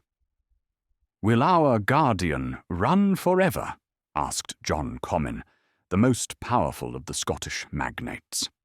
"Shall we hide in our hills while English boots trample Scottish soil?" More practically, Wallace could not employ his scorched earth tactics without condemning thousands of Scots to starvation. The harvest of 1297 had been poor, depleted by war. The winter had been harsh, Scotland balanced on the edge of famine. To destroy what little food remained would be to sign his own people's death warrant. There was another consideration. The French, Scotland's most hoped-for allies, were watching. King Philip IV had made vague promises of support, but he wanted proof that Scotland could stand against England in open battle. Another Stirling Bridge might bring French gold, French soldiers, perhaps even French ships to threaten England's south coast. So Wallace prepared to fight, but on his terms. He would choose the ground. He would maximize his advantages, the superior morale of men fighting for their homeland, the defensive power of the Schiltron formations that had proven so effective at Stirling Bridge, the knowledge of local terrain. He selected Falkirk as his battlefield, a piece of ground that seemed to offer everything he needed. A small burn protected his front. A forest covered his rear, providing both escape route and protection against cavalry flanking movements. The ground was firm enough for his Schiltrons to maneuver, but soft enough to slow charging cavalry. The Scottish army that assembled at Falkirk numbered perhaps 10,000 men, less than half the English force, but still the largest army Scotland had fielded in living memory. At its core were the common spearmen, farmers and craftsmen who had answered their guardian's call. They stood in 4 great Schiltrons, each of perhaps 2,000 men, bristling circles of spears that had proven impervious to cavalry at Stirling Bridge. Between the Schiltrons, Wallace placed his archers, mostly short bowmen from the forests of Selkirk and Ettrick. They were outnumbered 5 to 1 by English longbowmen and outranged by 50 yards, but they were positioned to support the Schiltrons against cavalry attack. The small force of Scottish cavalry, perhaps 500 men led by the nobles, formed a reserve. These were not the heavy cavalry of England. Most rode lighter horses and wore less complete armour, but they represented Scotland's only mobile strike force. On the evening of July 21st, 1298, the two armies camped within sight of each other's fires. In the Scottish camp, Wallace moved among his men, sharing their rough food, speaking words of encouragement. "Tomorrow," he told them, "we stand not for glory, but for existence. Not for conquest, but for survival. Each man who holds his place in the Schiltron holds Scotland's future on his spear point." In the English camp, Edward held counsel with his lords. Some urged caution. The Scots had chosen their ground carefully, and frontal assault against prepared positions was always costly. But Edward, studying the Scottish positions in the fading light, saw what Wallace could not, the fatal weakness in the Scottish deployment. "They have no reserve," he observed to Norfolk. "Once committed, they cannot adapt. We shall test them with cavalry, pin them with infantry, and destroy them with arrows. By sunset tomorrow, this Wallace will be dead or fled, and Scotland will trouble us no more." That night, as men tried to sleep before battle, the weather turned. Rain began to fall, the steady, soaking rain that Scotland knows so well. In the Scottish camp, men huddled under whatever shelter they could find, trying to keep their bowstrings dry, their spear shafts from becoming slippery. In the English camp, protected by proper tents and supplies, men stayed drier, warmer, better rested. Dawn of July 22nd came grey and misty, the rain having stopped, but leaving the ground treacherous. As the sun rose higher, burning off the mist, the two armies beheld each other clearly. The English were magnificent, rank upon rank of steel-clad warriors, banners flying, trumpets sounding. The Scots stood grimly silent, knowing they were outnumbered, out-equipped, but not outmatched in courage. Edward, mounted on his great war-horse, rode along his lines. Despite his 60 years, he sat straight as a lance, his presence alone worth 1,000 men. "Today," he called to his soldiers, "we end Scottish presumption forever. Strike hard, strike true, and tonight you shall feast on Scottish beef and Scottish gold." Wallace, on foot among his spearmen, he would not separate himself from his men, gave simpler orders. Hold fast, trust your neighbour, die on your feet rather than live on your knees, for Scotland. The battle began with the thunder of English cavalry, a sight to freeze the blood. 2,000 horsemen advanced at the trot, then the canter, then the full gallop, the ground shaking beneath their hoofs, their lance points catching the morning sun like a forest of steel. The Scottish archers loosed their arrows, bringing down some horses, emptying some saddles, but too few to matter. The cavalry struck the schiltrons like a wave striking a cliff. For a moment it seemed Stirling Bridge would repeat itself. The spears held, horses reared and fell, knights died on Scottish points. But then came Betrayal, swift and devastating. The Scottish cavalry, that precious reserve led by the nobles, did not charge to support the schiltrons. Instead, they fled the field without striking a blow. Whether from cowardice, prior arrangement with Edward, or simple recognition that the battle was lost before it began, their departure ripped the heart from Scottish hopes. The schiltrons, left without support, without protection for their flanks, became death traps.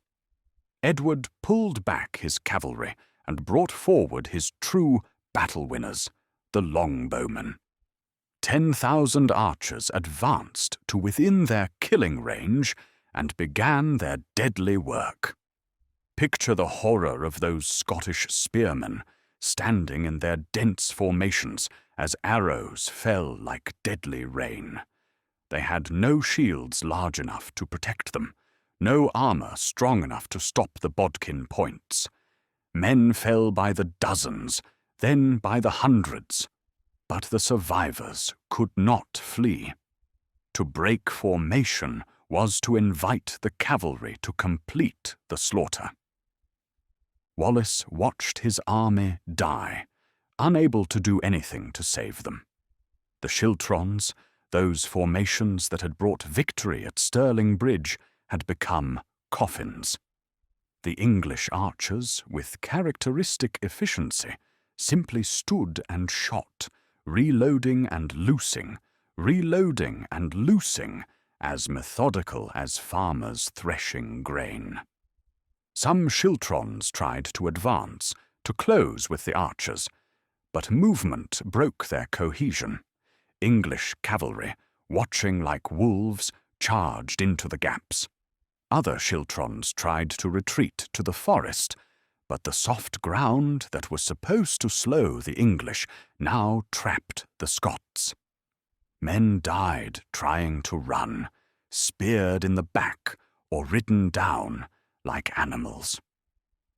The Battle of Falkirk lasted perhaps 2 hours from first charge to final collapse. When it ended, over 10,000 Scots lay dead on the field. The English losses were minimal, perhaps 200 cavalry from the initial charges, a handful of archers from Scottish arrows. It was not a battle. but a massacre.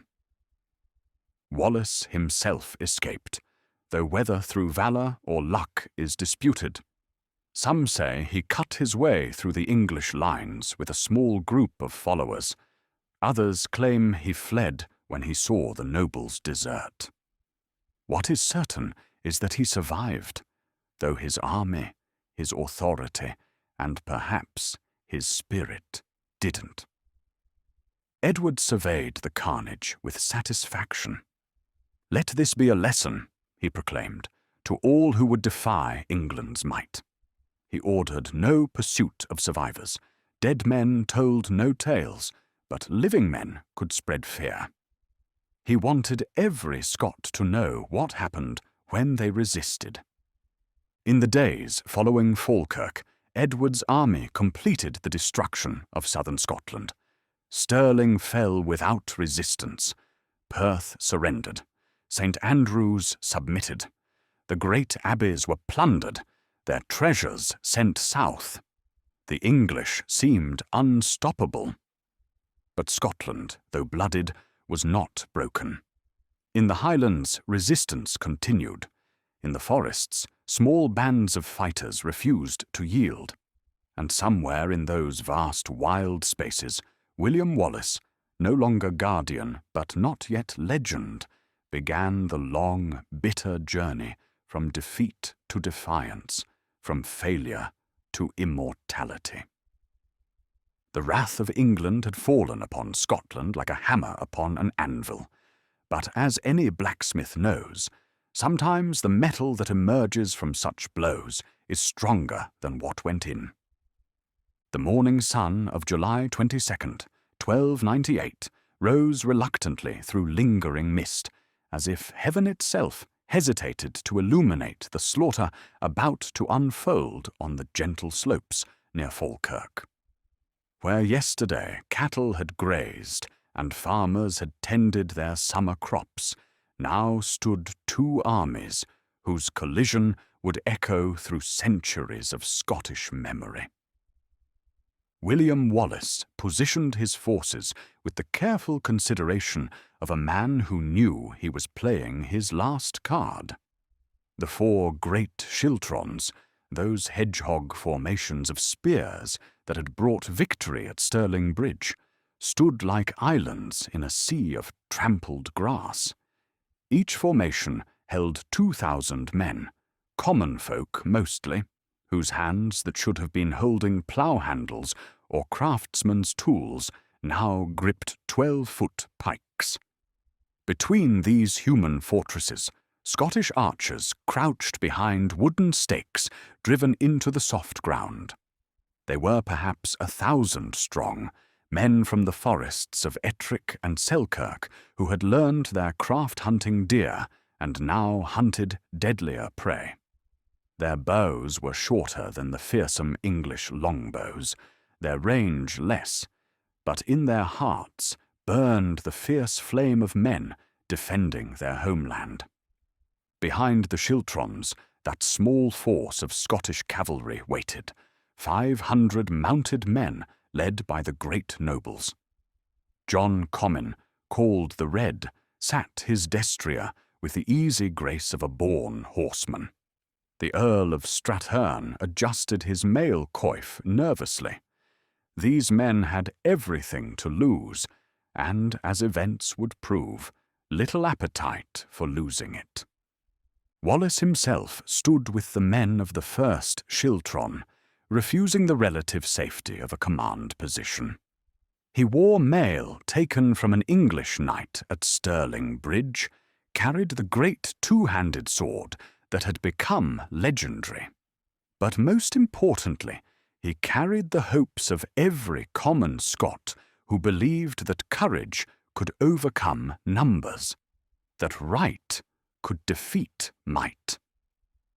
"See how they come, lads," Wallace called to his men as the English army deployed. "Pretty as a pageant, aren't they? But remember, a man in fine armour dies as easily as a poor man if your spear finds his throat. Hold your ground, trust your brothers, and by sunset, we'll send Longshanks running back to London." The men laughed, that desperate laughter of those who know death approaches but refuse to show fear. They had heard the stories from Stirling Bridge, how the Shiltrons had stood like rocks while English nobility broke upon them like waves. They believed, they had to believe, that it could happen again. Across the field, Edward Longshanks sat his war-horse like an ancient god of war. His face, weathered by 60 years of campaigns, showed no emotion as he studied the Scottish positions. To his right, the Earl of Norfolk commanded the veteran cavalry that had broken armies from Wales to Gascony. To his left, Bishop Anthony Beck of Durham, that warrior priest who served God and Edward with equal fervour, led his own contingent of mounted men-at-arms. "Your Majesty," Norfolk ventured, "the Scots have chosen their ground well. The burn protects their front, the forest their rear. A frontal assault will be costly." Edward's pale eyes never left the Scottish lines. "Everything in war is costly, Norfolk. The question is whether we or they shall pay the price. Send in the cavalry. Test their resolve. Let us see if these Scottish spears are as steady as they were at Stirling." The first English attack came with all the pageantry and terror of medieval warfare at its height. 1,000 horsemen formed up in 3 great battles, military formations that had conquered half of France. Banners snapped in the morning breeze, the leopards of England, the personal arms of great nobles, the crosses of military orders. Trumpets sounded, their bronze voices carrying across the field like the horns of judgment. "Steady, lads, steady!" the Scottish commanders called as the earth began to tremble. The English came at the walk first, their lines dressed as perfectly as on a parade ground. Then the trot, harnesses jingling, mail rustling like metal rain. Then the canter, and the sound became thunder. In the Shiltrons, men who had never faced a cavalry charge felt their mouths go dry, their hands grow slick with sweat on their spear shafts. The instinct to run was overwhelming. Every fibre of their being screamed that no man could stand against such force. But they held, partly from training, partly from the knowledge that to run was to die, mostly from the presence of William Wallace among them, standing as solid as the mountains of their homeland. The English cavalry struck the Shiltrons with a crash that could be heard a mile away. Horses, trained to battle, tried to push through the hedge of spears, but even their conditioning could not overcome the basic instinct to avoid impalement. They reared, wheeled, collided with each other in the press. Knights, leaning from their saddles, struck at the spear points with their swords, trying to create gaps. For a moment, a glorious, hope-filled moment, it seemed Stirling Bridge would repeat itself. Scottish spears found gaps in armour, pierced mail, brought down horses and riders alike. The front rank of the Shiltron held firm, the men behind pushing forward, adding their weight to the human wall. English knights, the finest warriors in Christendom, died on Scottish spear points wielded by men they considered peasants. "They hold!" someone shouted in the Scottish ranks. "By God, they hold!" But Edward, watching from his command position, merely nodded to his signal-bearer.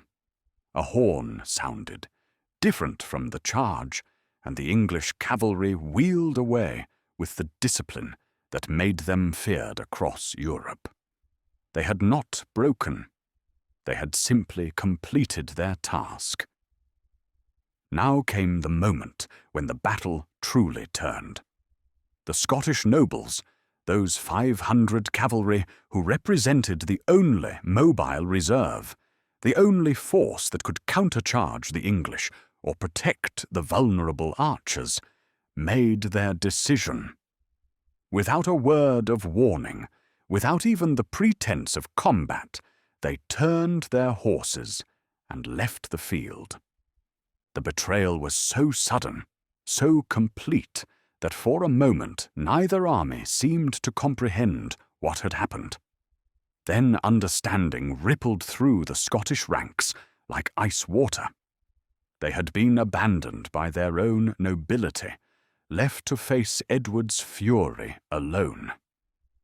"The lords flee!" The cry went up, spreading panic like plague.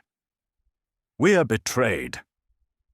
Wallace, seeing disaster approaching, tried to rally his men. "Let them go," he roared. "We never needed them. We are the true heart of Scotland. Stand firm." But the psychological blow was devastating. These common soldiers had been told they fought for Scotland, for their rightful king, for freedom. Now they saw that the great lords cared nothing for such things, only for their own survival. If the nobility would not fight for Scotland, why should common men die for it? Edward, with the tactical genius that had made him the most feared military commander in Europe, immediately recognized the opportunity. "Bring up the archers," he commanded, "all of them." What followed was not battle, but execution. 10,000 English longbowmen advanced to within range of the immobilized schiltrons. The Scottish shortbowmen tried to respond, but they were outnumbered 10-1, outranged, and without the protection of the fled cavalry. They were swept away like leaves before a hurricane. The English archers, with mechanical precision, began their deadly work. Each archer carried perhaps 60 arrows. At a rate of 10 to 12 arrows per minute, they could maintain a continuous rain of death. The sky darkened with arrows. Chroniclers wrote that they flew so thick a man could not see the sun through them. In the schiltrons, men began to fall. The formations, so effective against cavalry, became death traps against arrows. Men could not raise shields without lowering spears. They could not spread out without losing cohesion. They could not advance quickly enough to reach the archers. They could not retreat without being ridden down by cavalry. Wallace watched his army dying around him and knew that all was lost. But even in defeat, he thought of Scotland's future. If the army was destroyed completely, if every fighting man died at Falkirk, Scotland would be helpless for a generation.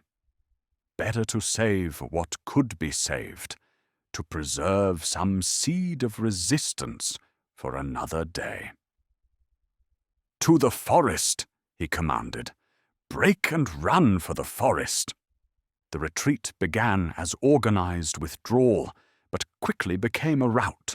Men threw away spears to run faster. The wounded were abandoned where they fell. English cavalry, held in reserve for this moment, swept forward like wolves among sheep. The killing ground stretched from the original battlefield all the way to the tree line, a trail of Scottish dead marking the path of flight. Wallace himself fought a desperate rearguard action with a small group of his most loyal followers. They held a narrow path between two boggy areas, forcing the English to come at them in small numbers. His great sword, which had become legendary, proved its worth that day. English men-at-arms who tried to take him fell like wheat before a scythe. But eventually, even Wallace had to flee. With perhaps a dozen men, he plunged into the Torwood, that ancient forest that had sheltered outlaws for centuries. The English pursuit ended at the forest edge. Even they would not follow desperate men into that green darkness where every tree might hide an archer, every dell an ambush. As the sun set on July 22nd, 1298, it illuminated a scene from hell. The field of Falkirk was carpeted with Scottish dead, perhaps 8,000 men who had woken that morning believing they fought for freedom and died knowing they had been betrayed. The English losses were minimal, perhaps 200 cavalry from the initial charges, fewer than 50 archers from Scottish arrows. Edward toured the battlefield as darkness fell, his torch-bearing escort illuminating clumps of Scottish dead. "Let them lie unburied," he commanded. "Let the crows feast. Let every Scot who passes this place remember the price of defying England." In the days that followed, the full scale of the disaster became apparent. Not just the army was destroyed, but the very idea of Scottish resistance. Towns that had declared for Wallace now hastened to submit to Edward. Nobles who had wavered now firmly declared for England. The guardian of Scotland had become a fugitive in his own land.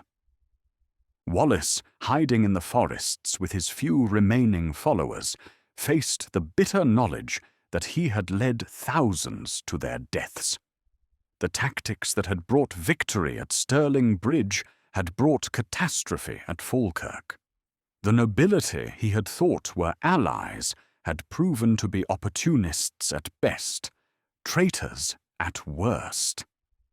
Yet even in this darkest hour, something remained unbroken.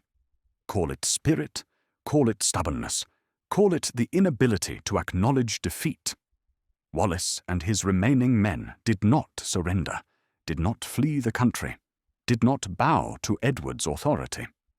Instead, they melted into the vast wilderness of Scotland, becoming ghosts, legends, symbols of resistance that no army could defeat because no army could find them. The immediate aftermath of Falkirk saw Edward attempting to complete his conquest. He marched his army through Scotland, accepting surrenders, installing English garrisons, imposing English law. But Scotland is a vast country, and even Edward's great army could not be everywhere. In the highlands, resistance continued. In the forests, Wallace's remaining followers struck at English patrols.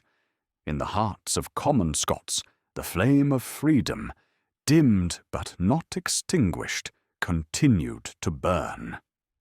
The clash at Falkirk had ended the dream of quick victory, of driving the English out through force of arms. But it had also taught valuable lessons. Never again would Scottish forces meet English armies in pitched battle on English terms.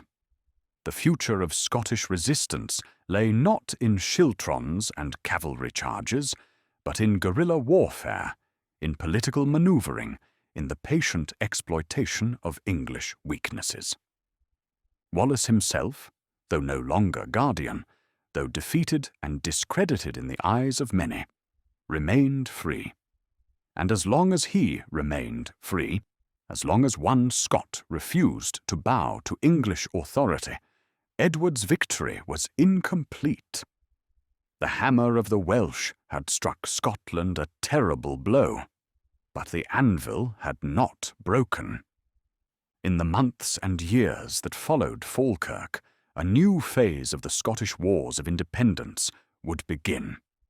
Not the heroic phase of Stirling Bridge, not the catastrophic phase of Falkirk, but the grinding, bitter, endless phase of insurgency and counter-insurgency, of small victories and small defeats, of a people who refused to accept conquest even when they could not achieve victory.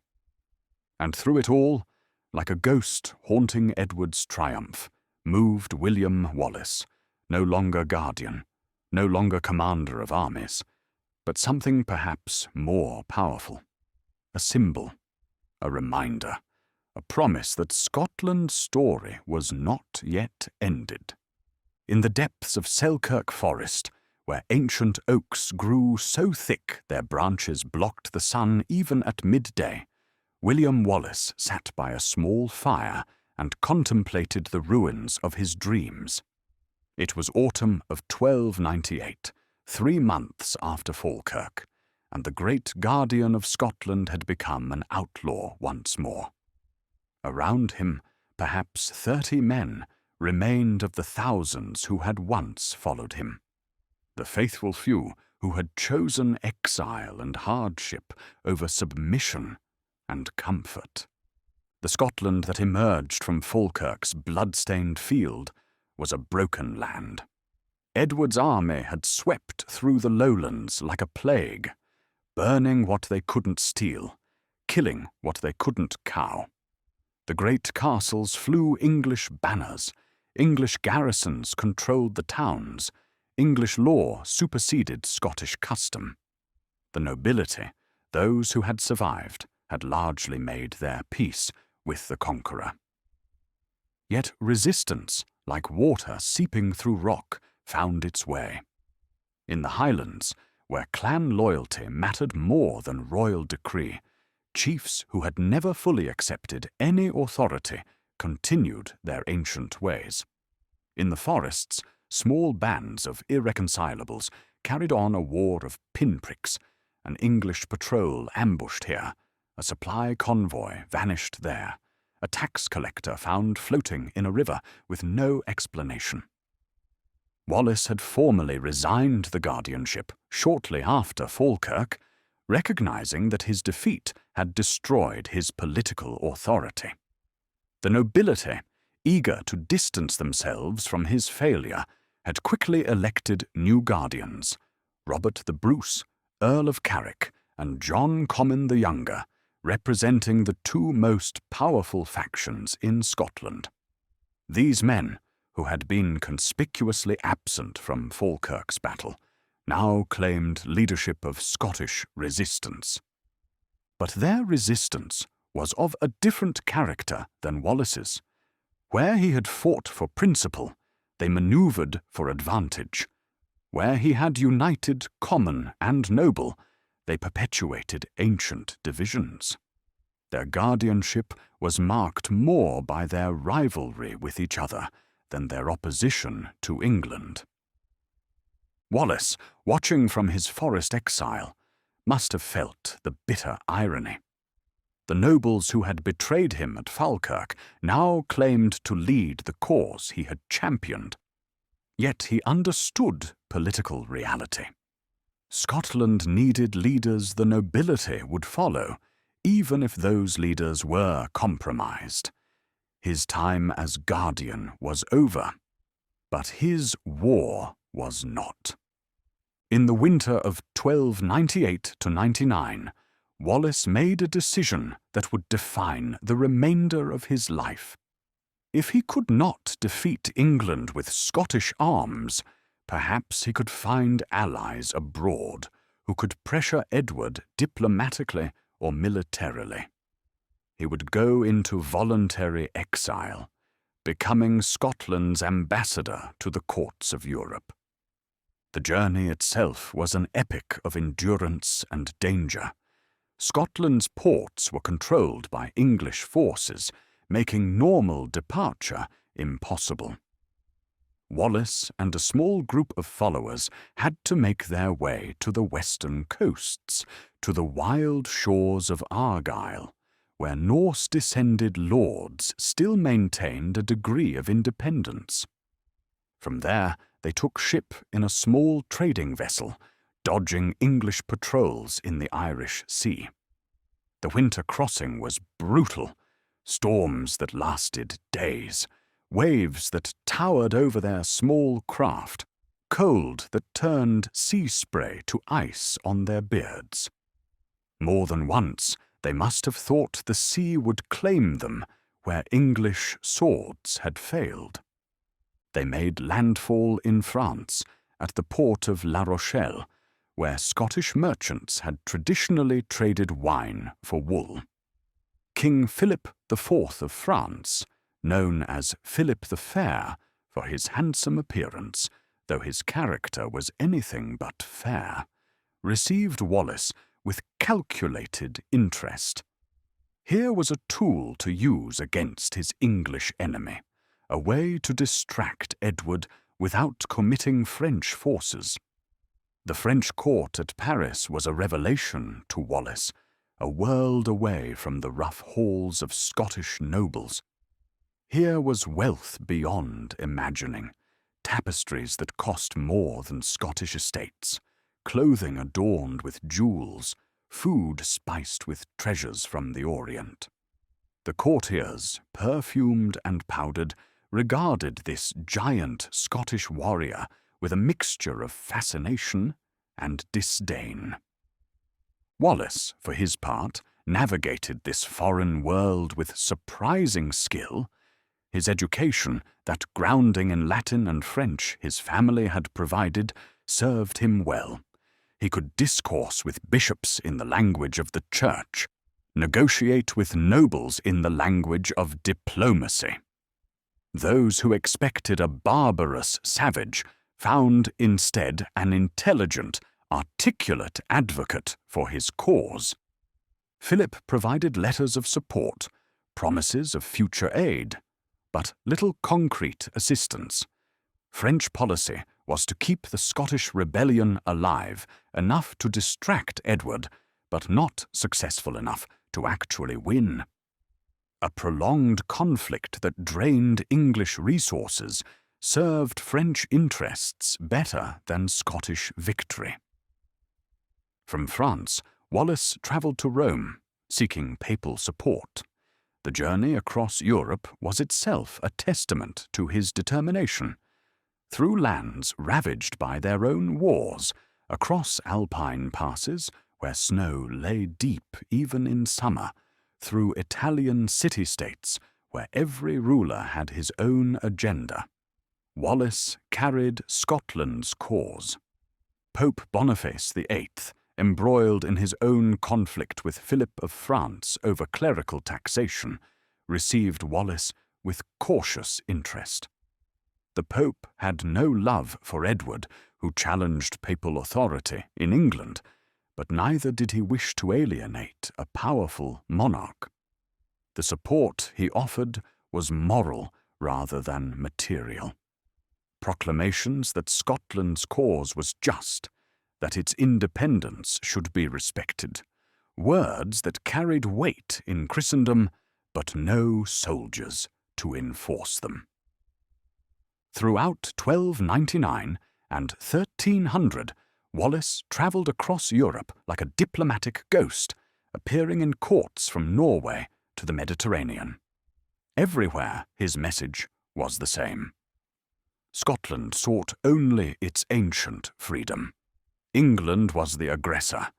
Justice demanded support for the oppressed against the oppressor. Meanwhile, in Scotland itself, the war continued in its grinding, bitter fashion. Bruce and Comyn, the joint guardians, spent as much energy fighting each other as fighting the English. Their rivalry came to a head at a meeting in Peebles, where Bruce allegedly attacked Comyn with a dagger, only to be pulled off by other nobles. The guardianship collapsed into chaos. Edward, patient as a spider, exploited every division. He offered pardons to nobles who would submit, lands to those who would collaborate, positions to those who would administer Scotland in England's name. Slowly, steadily, the Scottish resistance fragmented. In 1301, a new guardian was appointed. John de Saulles, a diplomat rather than a warrior, chosen because he was neutral in the Bruce-Comyn feud. But real power increasingly lay with those who had made their accommodation with England. The dream of Scottish independence seemed to fade like morning mist. It was in this atmosphere of decline that Wallace returned to Scotland in 1303.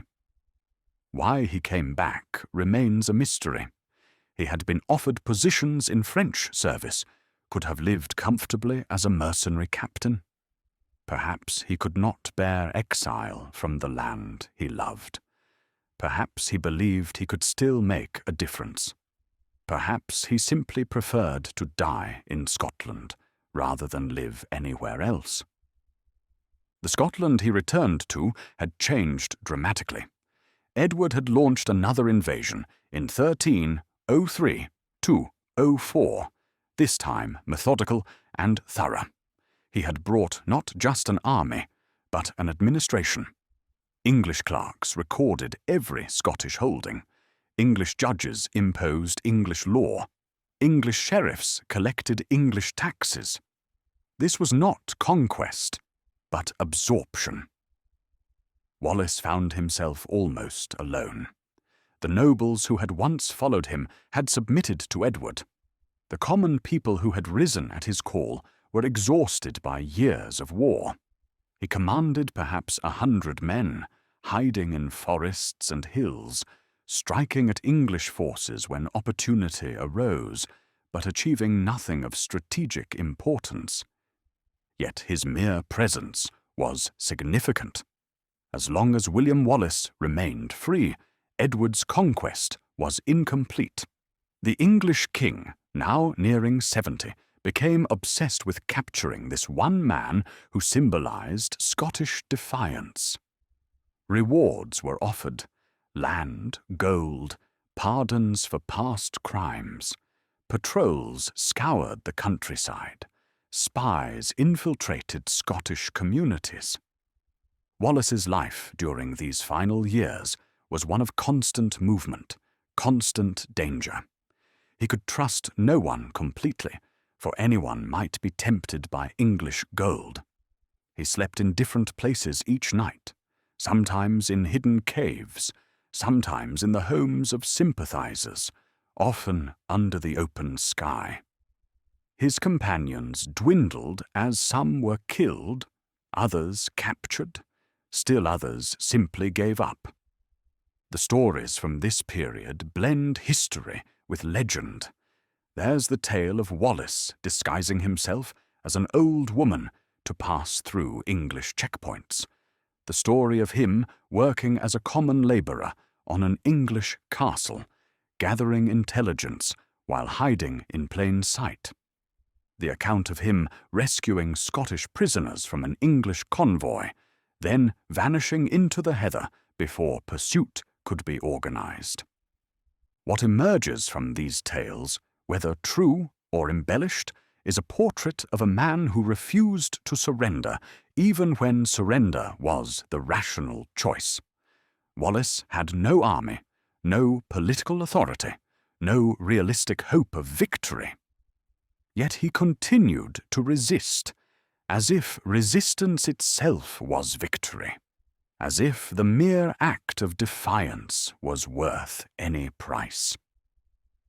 The great nobles watched his stubborn resistance with a mixture of admiration and exasperation.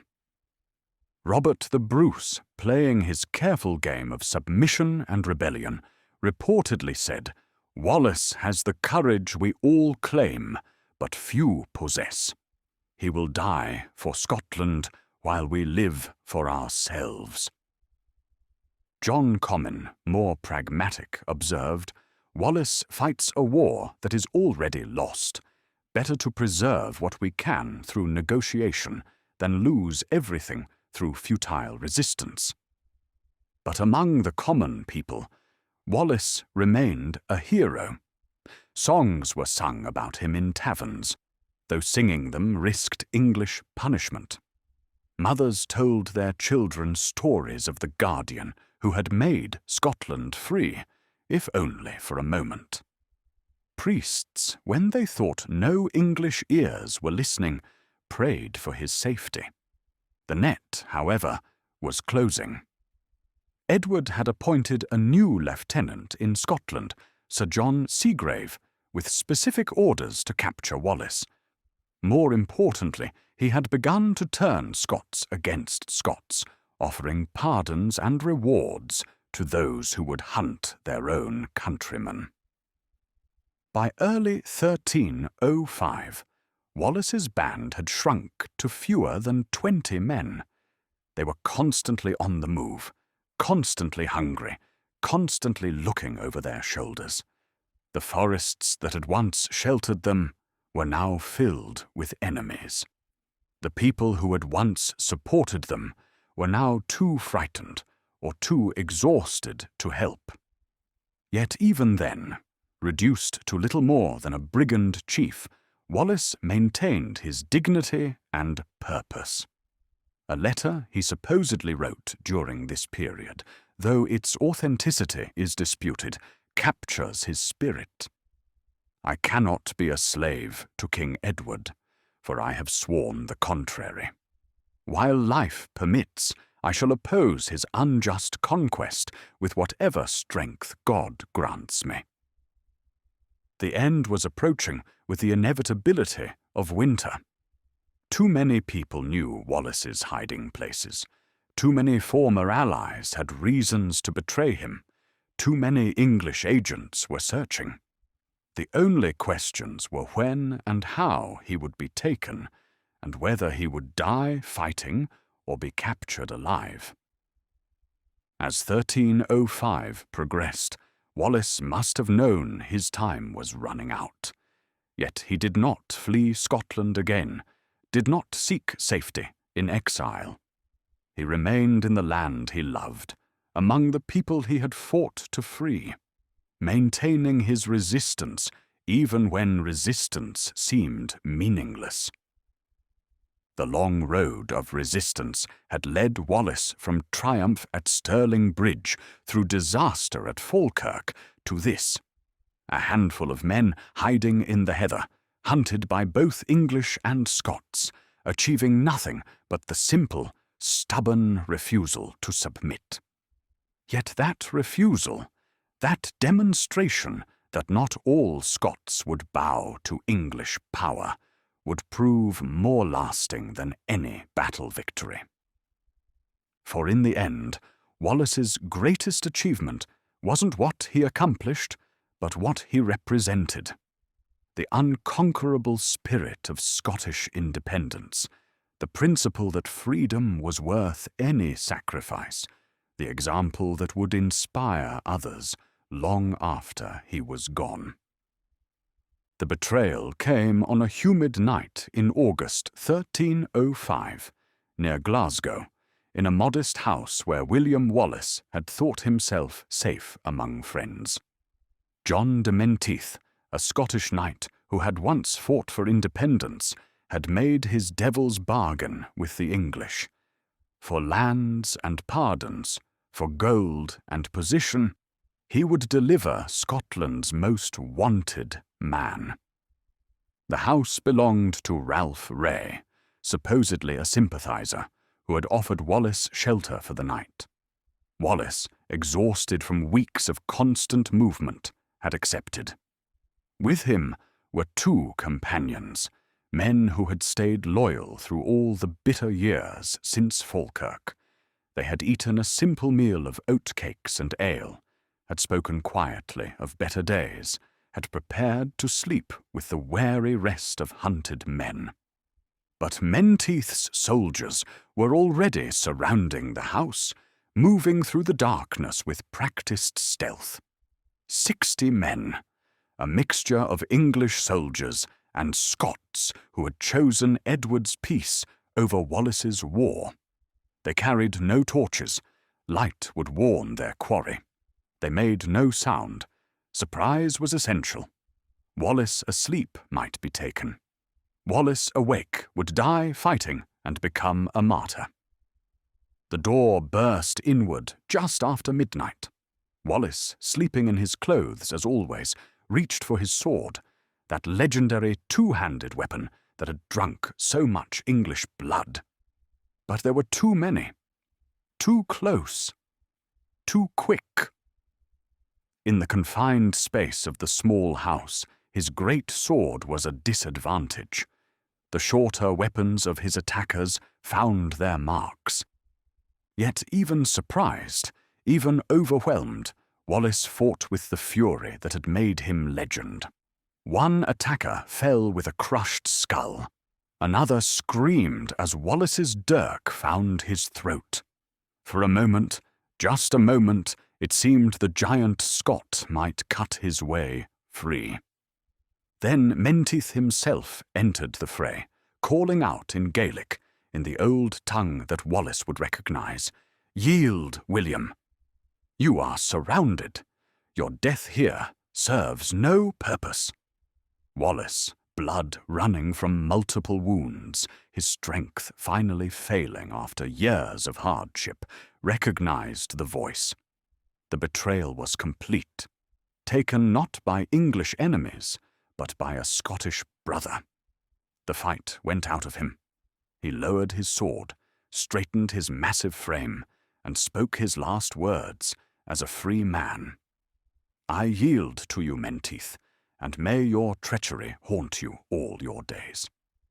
The journey south to London took 2 weeks, and it was designed to be a humiliation.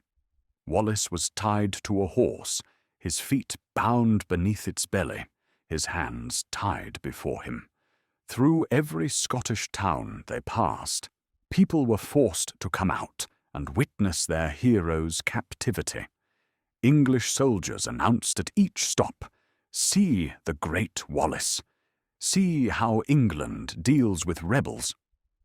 But the propaganda backfired. Instead of celebration, the English were met with sullen silence. People stood like statues, men removing their caps, not in respect to the English, but in honor of Wallace. Women wept openly. Children, too young to understand politics, but old enough to recognize suffering, threw flowers in Wallace's path. At Carlisle, they crossed into England, and the atmosphere changed. Here, Wallace was the bogeyman who had burned and pillaged across the northern counties. Crowds gathered to jeer, to throw refuse, to spit at the man who had brought war to their doorsteps. Wallace bore it all in silence, his eyes fixed on some distant point, as if he saw beyond his current suffering to something eternal. London, when they finally reached it on August 22nd, 1305, was in festival mood. Edward had promised a spectacle, and London loved its spectacles. The streets were packed as Wallace was paraded through the city. He was mounted backwards on a horse, a crown of laurel leaves, mocking his claims to authority, placed on his head. Behind him, criers announced his crimes. "Behold the traitor Wallace, murderer, outlaw, enemy of peace." That night, Wallace was imprisoned in the Tower of London, that grim fortress that had held so many enemies of English kings. He was given no comfort: a stone floor for a bed, brackish water to drink, bread that was more mould than grain. Yet witnesses reported he seemed at peace, spending the night in prayer, preparing for what he knew awaited him. The trial, if it could be called that, took place the next day at Westminster Hall. It was not a search for justice, but a piece of theatre, its outcome predetermined, its purpose to legitimize judicial murder. The hall was packed with English nobility, come to see the Scottish giant brought low. Edward himself did not attend. He was at his palace at Winchester, but his spirit dominated the proceedings. Sir Peter Mallory, the King's Justice, presided. The charges were read in Latin and French, languages of law and nobility, then translated into English for the common observers. Wallace was accused of treason against King Edward, of murder, of robbery, of sacrilege, of rebellion against rightful authority. The charge of treason was particularly galling to Wallace. When given the chance to speak, he rose, still in chains, still wounded from his capture, but unbowed, and his voice filled the great hall. "I cannot be a traitor to Edward, for I was never his subject. I have never sworn oath to him, never accepted his authority. I am a Scot, owing allegiance to Scotland alone." The legal niceties were brushed aside. Witness after witness was brought forward to testify to Wallace's crimes. English soldiers spoke of ambushes. English merchants told of stolen goods. English priests described churches plundered. Each testimony was carefully orchestrated to paint Wallace not as a warrior, but as a common criminal. Wallace was not permitted defenders, not allowed to call witnesses of his own.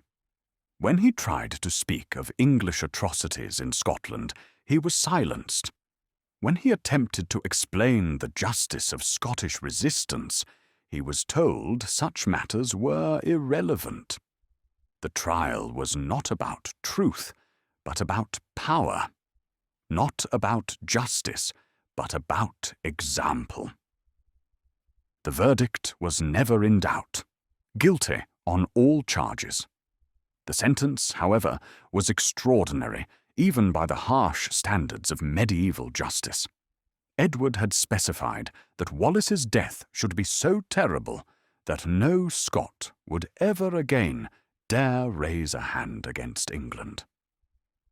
Sir Peter Mallory, his voice carrying clearly through the silent hall, pronounced the sentence, "William Wallace, you are adjudged a traitor, murderer, and outlaw. You shall be drawn through the streets of London to Smithfield. There you shall be hanged by the neck, but not until dead. While still living, your body shall be opened, your entrails removed, and burned before your eyes. Your head shall be struck off. Your body divided into 4 parts. These parts shall be displayed in Newcastle, Berwick, Stirling, and Perth, as warning to all who would follow your treasonous path. Your head shall adorn London Bridge until it rots. May God have mercy on your soul, for King Edward has none for your body." The crowd, even the English crowd that had come to see an enemy condemned, fell silent at the savagery of the sentence. Drawing and quartering was reserved for the worst traitors, and the additional refinements Edward had specified went beyond even that cruel norm. Wallace received the sentence without flinching. Witnesses said he smiled slightly, as if death, even such a death, was preferable to the alternative of submission. He was returned to his cell to await the morning's execution. That last night of Wallace's life, August 23rd, 1305, London experienced one of those summer thunderstorms that seem to shake the very foundations of the earth. Lightning split the sky. Thunder rolled like the drums of divine judgment. Rain fell in sheets that flooded streets and sent citizens scurrying for shelter. The superstitious whispered that heaven itself protested what would happen come morning. In his cell, Wallace was visited by a priest, sent to hear his final confession and offer last rites. What passed between them remains unknown, sealed by the sacrament, but the priest emerged weeping. Later, he would only say that he had never encountered a man more at peace with his fate. Dawn came grey and drizzling, the storm having passed, but leaving the city washed and somehow subdued. The crowds that gathered along the route to Smithfield were smaller than expected, quieter. Even blood sport loses its appeal when the blood to be spilled is that of a man who had fought for a cause, however misguided the English might think it. Wallace was tied to a hurdle, a wooden frame that would be dragged by horses through the streets. This journey, about 4 miles from the Tower to Smithfield, was designed to be an ordeal in itself. The cobblestones tore at his back. The jolting aggravated his wounds. By the time they reached the execution ground, he was barely conscious. But when they stood him up at the scaffold, Wallace found strength from somewhere deep within. He stood straight, looked out over the crowd, and began to speak. His words, recorded by an English chronicler who was present, were simple. "I die for Scotland's freedom. I die without regret.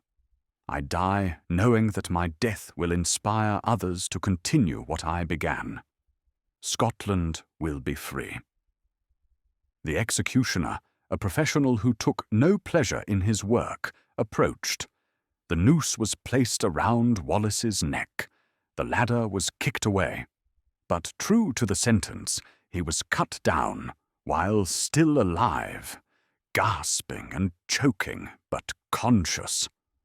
What followed was butchery. The crowd, even those who had come for entertainment, turned away. Women fainted. Men who had seen battle paled. The executioner, following his orders, opened Wallace's body, removed his organs, burned them on a brazier set up for the purpose. Through it all, Wallace made no sound, whether from pride, shock, or simple inability. None could say. Finally, mercifully, the axe fell. William Wallace, guardian of Scotland, hero of Stirling Bridge, symbol of resistance, was dead. His body was butchered according to the sentence, the parts sent to their designated cities. His head was dipped in tar to preserve it, and mounted on a pike on London Bridge. Edward, receiving news at Winchester that Wallace was dead, is reported to have said, "Now we shall have peace in Scotland." He could not have been more wrong. For in his brutal execution of Wallace, Edward had created something more powerful than any living man, a martyr. The quarters of Wallace's body, displayed in Scottish cities, became sites of pilgrimage. People would kneel before these grisly relics and swear to continue the fight. His head on London Bridge became not a warning, but an inspiration. The Scottish nobles who had collaborated with England found themselves shamed by the courage of a man they had betrayed. Robert the Bruce, in particular, was moved by Wallace's sacrifice. Within 6 months, he would murder John Comyn and claim the Scottish throne, reigniting the war Wallace had begun. In death, Wallace achieved what he could not in life. He united Scotland. Common and noble, Highlander and Lowlander, all could agree that a man who died so bravely for Scotland deserved to be avenged. The resistance that Edward thought he had crushed with Wallace's death instead grew stronger, fed by the blood of martyrdom. In the immediate aftermath of William Wallace's execution, a strange quiet fell over Scotland, like the hush that precedes a storm. Edward believed he had cut out the heart of Scottish resistance. The quarters of Wallace's body, displayed in Newcastle, Berwick, Stirling, and Perth, were meant to be grim reminders of the price of rebellion. His tarred head on London Bridge was to warn all who passed that defiance of England led only to death. But something unexpected happened in those first weeks after Wallace's death. At each site where parts of his body were displayed, people began to gather. At first, they came in ones and twos, under cover of darkness. They would kneel briefly, cross themselves, and disappear into the night. But as days turned to weeks, the trickle became a stream. In Perth, an old woman was seen placing flowers at the foot of the pike that held Wallace's right arm. When English soldiers tried to stop her, she said simply, "I nursed him once when he was wounded. I failed to save him then. I will not fail to honor him now." The soldiers, perhaps moved by her age or her dignity, let her be. In Stirling, where Wallace's left arm was displayed near the very bridge where he had won his greatest victory, Scottish merchants would remove their caps when passing, a gesture so subtle the English guards could not prove it was tribute rather than simple courtesy. Children would dare each other to touch the post, believing it would give them courage. Robert the Bruce, Earl of Carrick, stood before Wallace's displayed quarter in Berwick and felt the crushing weight of his own cowardice. He had played all sides, submitted to Edward when convenient, rebelled when profitable, always calculating, always surviving. And here was evidence of a man who had chosen death over dishonor, principle over profit. "He was the best of us," Bruce reportedly said to his close companion, James Douglas, "and we let him die alone." Within 6 months of Wallace's execution, Bruce would make his own leap into destiny, murdering his rival John Comyn in Greyfriars Church in Dumfries and claiming the Scottish crown. It was an act of desperation as much as ambition, but it was also, in its way, an attempt to honor Wallace's sacrifice by continuing his work. The transformation of Wallace from man to myth began almost immediately. In the taverns and markets, around peat fires in Highland bothies and lowland cottages, stories of Wallace grew with each telling. His height increased from tall to giant. His strength became superhuman. His sword, already formidable, became a weapon of legend that only he could wield. But more than his physical attributes, it was Wallace's spiritual qualities that captured the Scottish imagination. Here was a man who had refused to bend when bending would have saved him, who had maintained his dignity even in chains, who had spoken truth to power even when that power was crushing the life from him. The Church, particularly the Scottish clergy, who had always resented English interference, quietly promoted Wallace's memory. Priests would speak of him in sermons, comparing his sacrifice to the martyrs of old. Monks in their scriptoriums began recording his deeds, preserving them for future generations. Bishop Wishart of Glasgow, who had supported Wallace in life, now worked to sanctify him in death. Songs began to appear, spreading from village to village with travelling minstrels. They sang of Stirling Bridge, where Wallace the Giant slew 100 English knights. They sang of his strength, how he could straighten a horseshoe with his bare hands. They sang of his death, how he had smiled at his executioners and promised Scotland would be free. One particular ballad, whose author remains unknown, captured the mood. They took his body and tore it apart, but they could not touch his lion heart. They displayed his limbs for all to see, but his spirit soared forever free. Edward, aging and ill, recognized too late that killing Wallace had been a mistake. Reports reached him of Scots swearing oaths on Wallace's name, of resistance fighters claiming to act in his memory, of his execution being called murder rather than justice. The old king, who had broken Wales and humbled France, found himself fighting a ghost. When Robert the Bruce raised the standard of rebellion in 1306, he explicitly invoked Wallace's memory. "I fight," he declared, "to complete the work Wallace began." It was politically astute, associating himself with the martyred hero gave his rebellion a legitimacy his own checkered past could not provide. The wars of independence that followed Wallace's death would continue for decades. Bruce would face his own disasters, his own betrayals, his own dark nights of the soul. But always the memory of Wallace served as both inspiration and rebuke. When Bruce was tempted to compromise, to accept English overlordship in exchange for recognition, he would remember Wallace refusing to bend even unto death. At Bannockburn in 1314, as Scottish and English armies faced each other in what would be the decisive battle of the war, Scottish soldiers reportedly shouted, "Wallace! Wallace!" as they charged. The man had been dead 9 years, but his spirit led them still.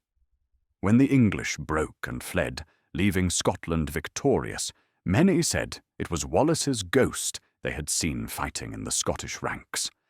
The Declaration of Arbroath, that magnificent statement of Scottish independence sent to the Pope in 1320, never mentions Wallace by name. But his influence permeates every line.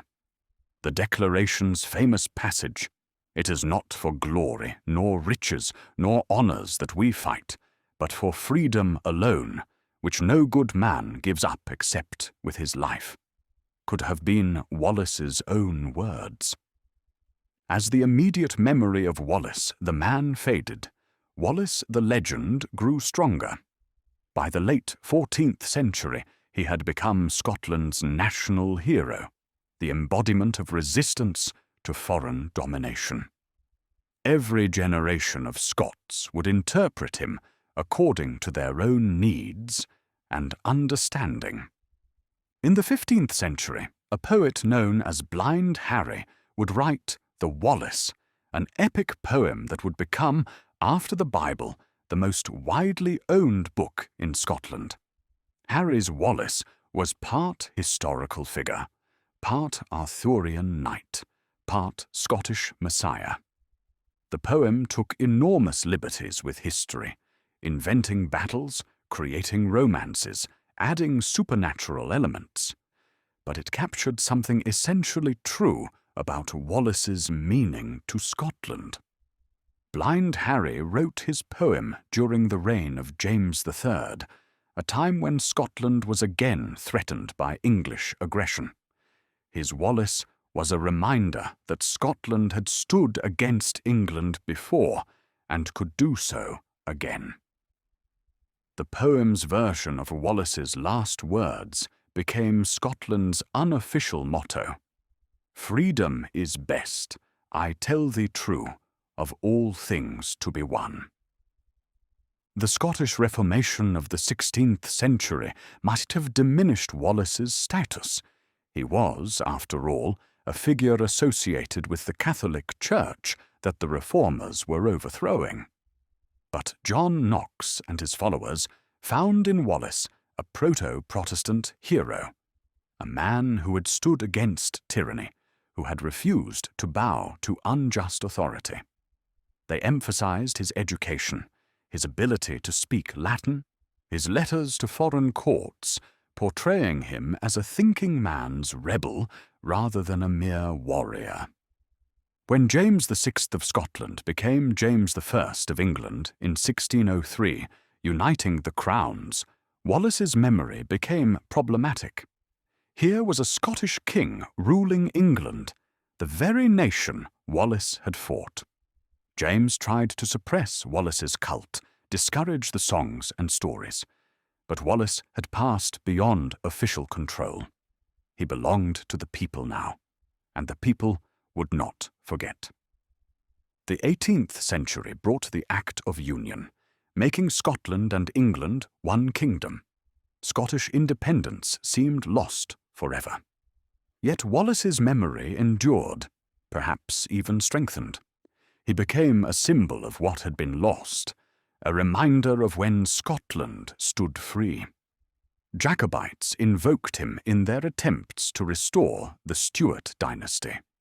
Their opponents claimed him too, arguing they fought for Scottish rights within the Union, just as Wallace had fought for Scottish freedom. The Romantic movement of the 19th century embraced Wallace with particular fervour. Sir Walter Scott, though a Unionist, wrote of Wallace with deep admiration.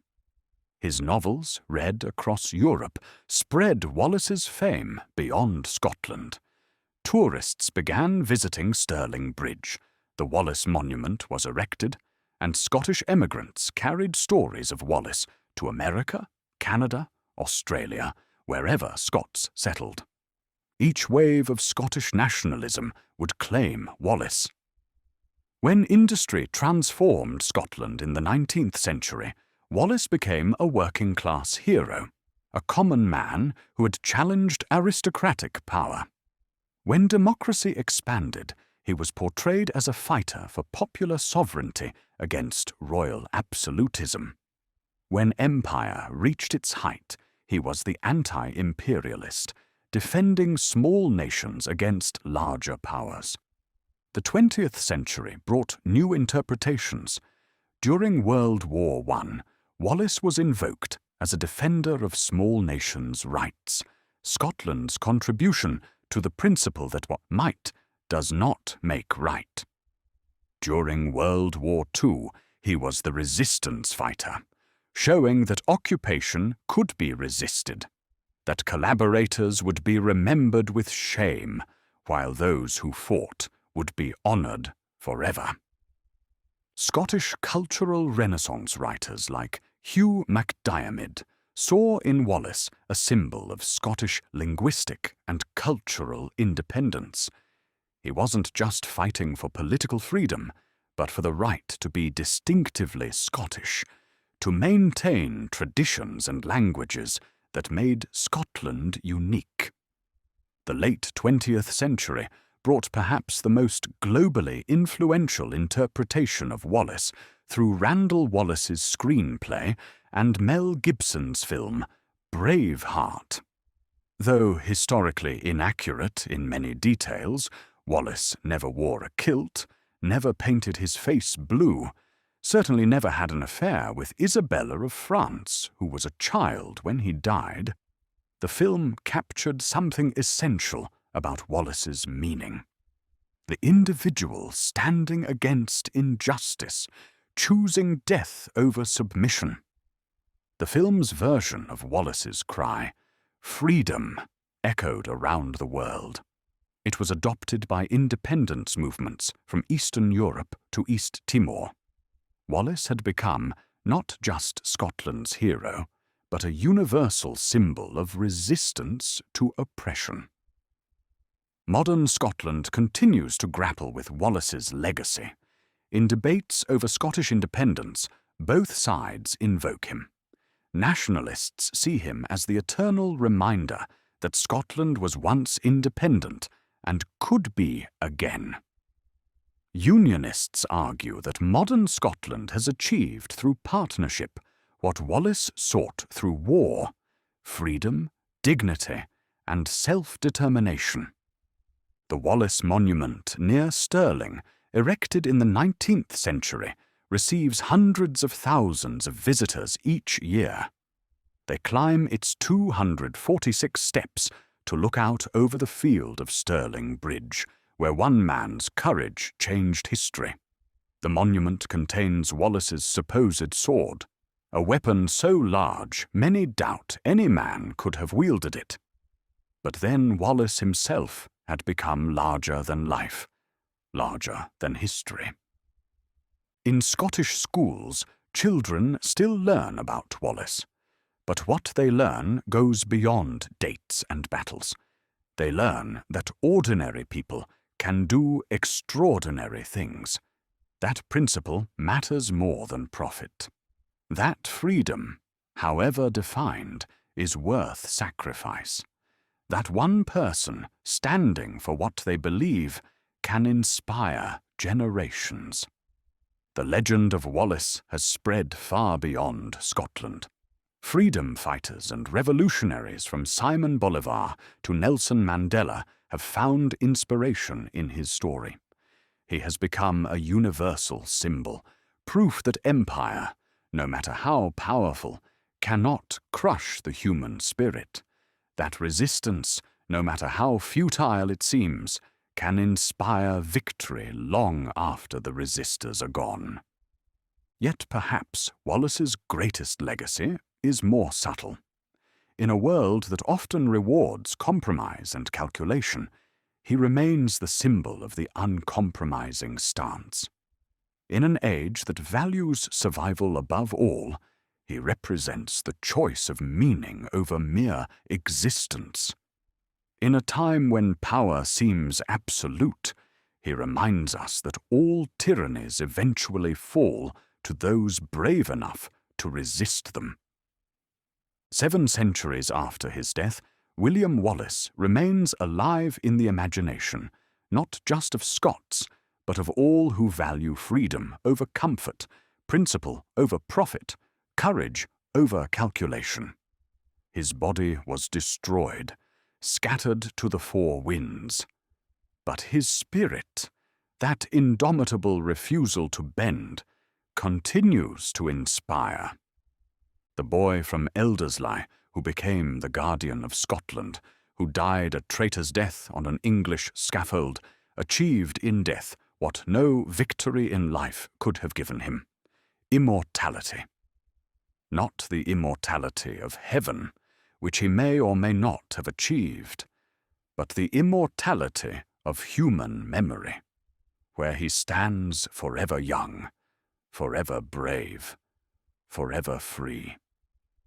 In the end, Edward Longshanks, for all his might and majesty, is remembered primarily as Wallace's executioner. Wallace, who held no crown and founded no dynasty, who died defeated and alone, is remembered as a hero. History, it seems, has its own justice. The story of William Wallace, the real man and the legend he became, reminds us that some defeats are greater than victories, that some deaths give more life than living ever could, that some fights are worth fighting, even when they cannot be won. His story tells us that freedom, however we define it, is indeed best of all things to be won, and that no good man or woman gives it up except with life itself. As night falls over Scotland, as it has for 700 years since Wallace walked its heather-covered hills, his memory endures. In the whisper of wind through glen, in the cry of eagles over mountain peaks, in the hearts of all who choose courage over comfort, William Wallace lives on. The man died. The legend endures. The spirit is eternal. Scotland's Braveheart beats still. The wrath of England had fallen upon Scotland like a hammer upon an anvil. But as any blacksmith knows, sometimes the metal that emerges from such blows is stronger than what went in.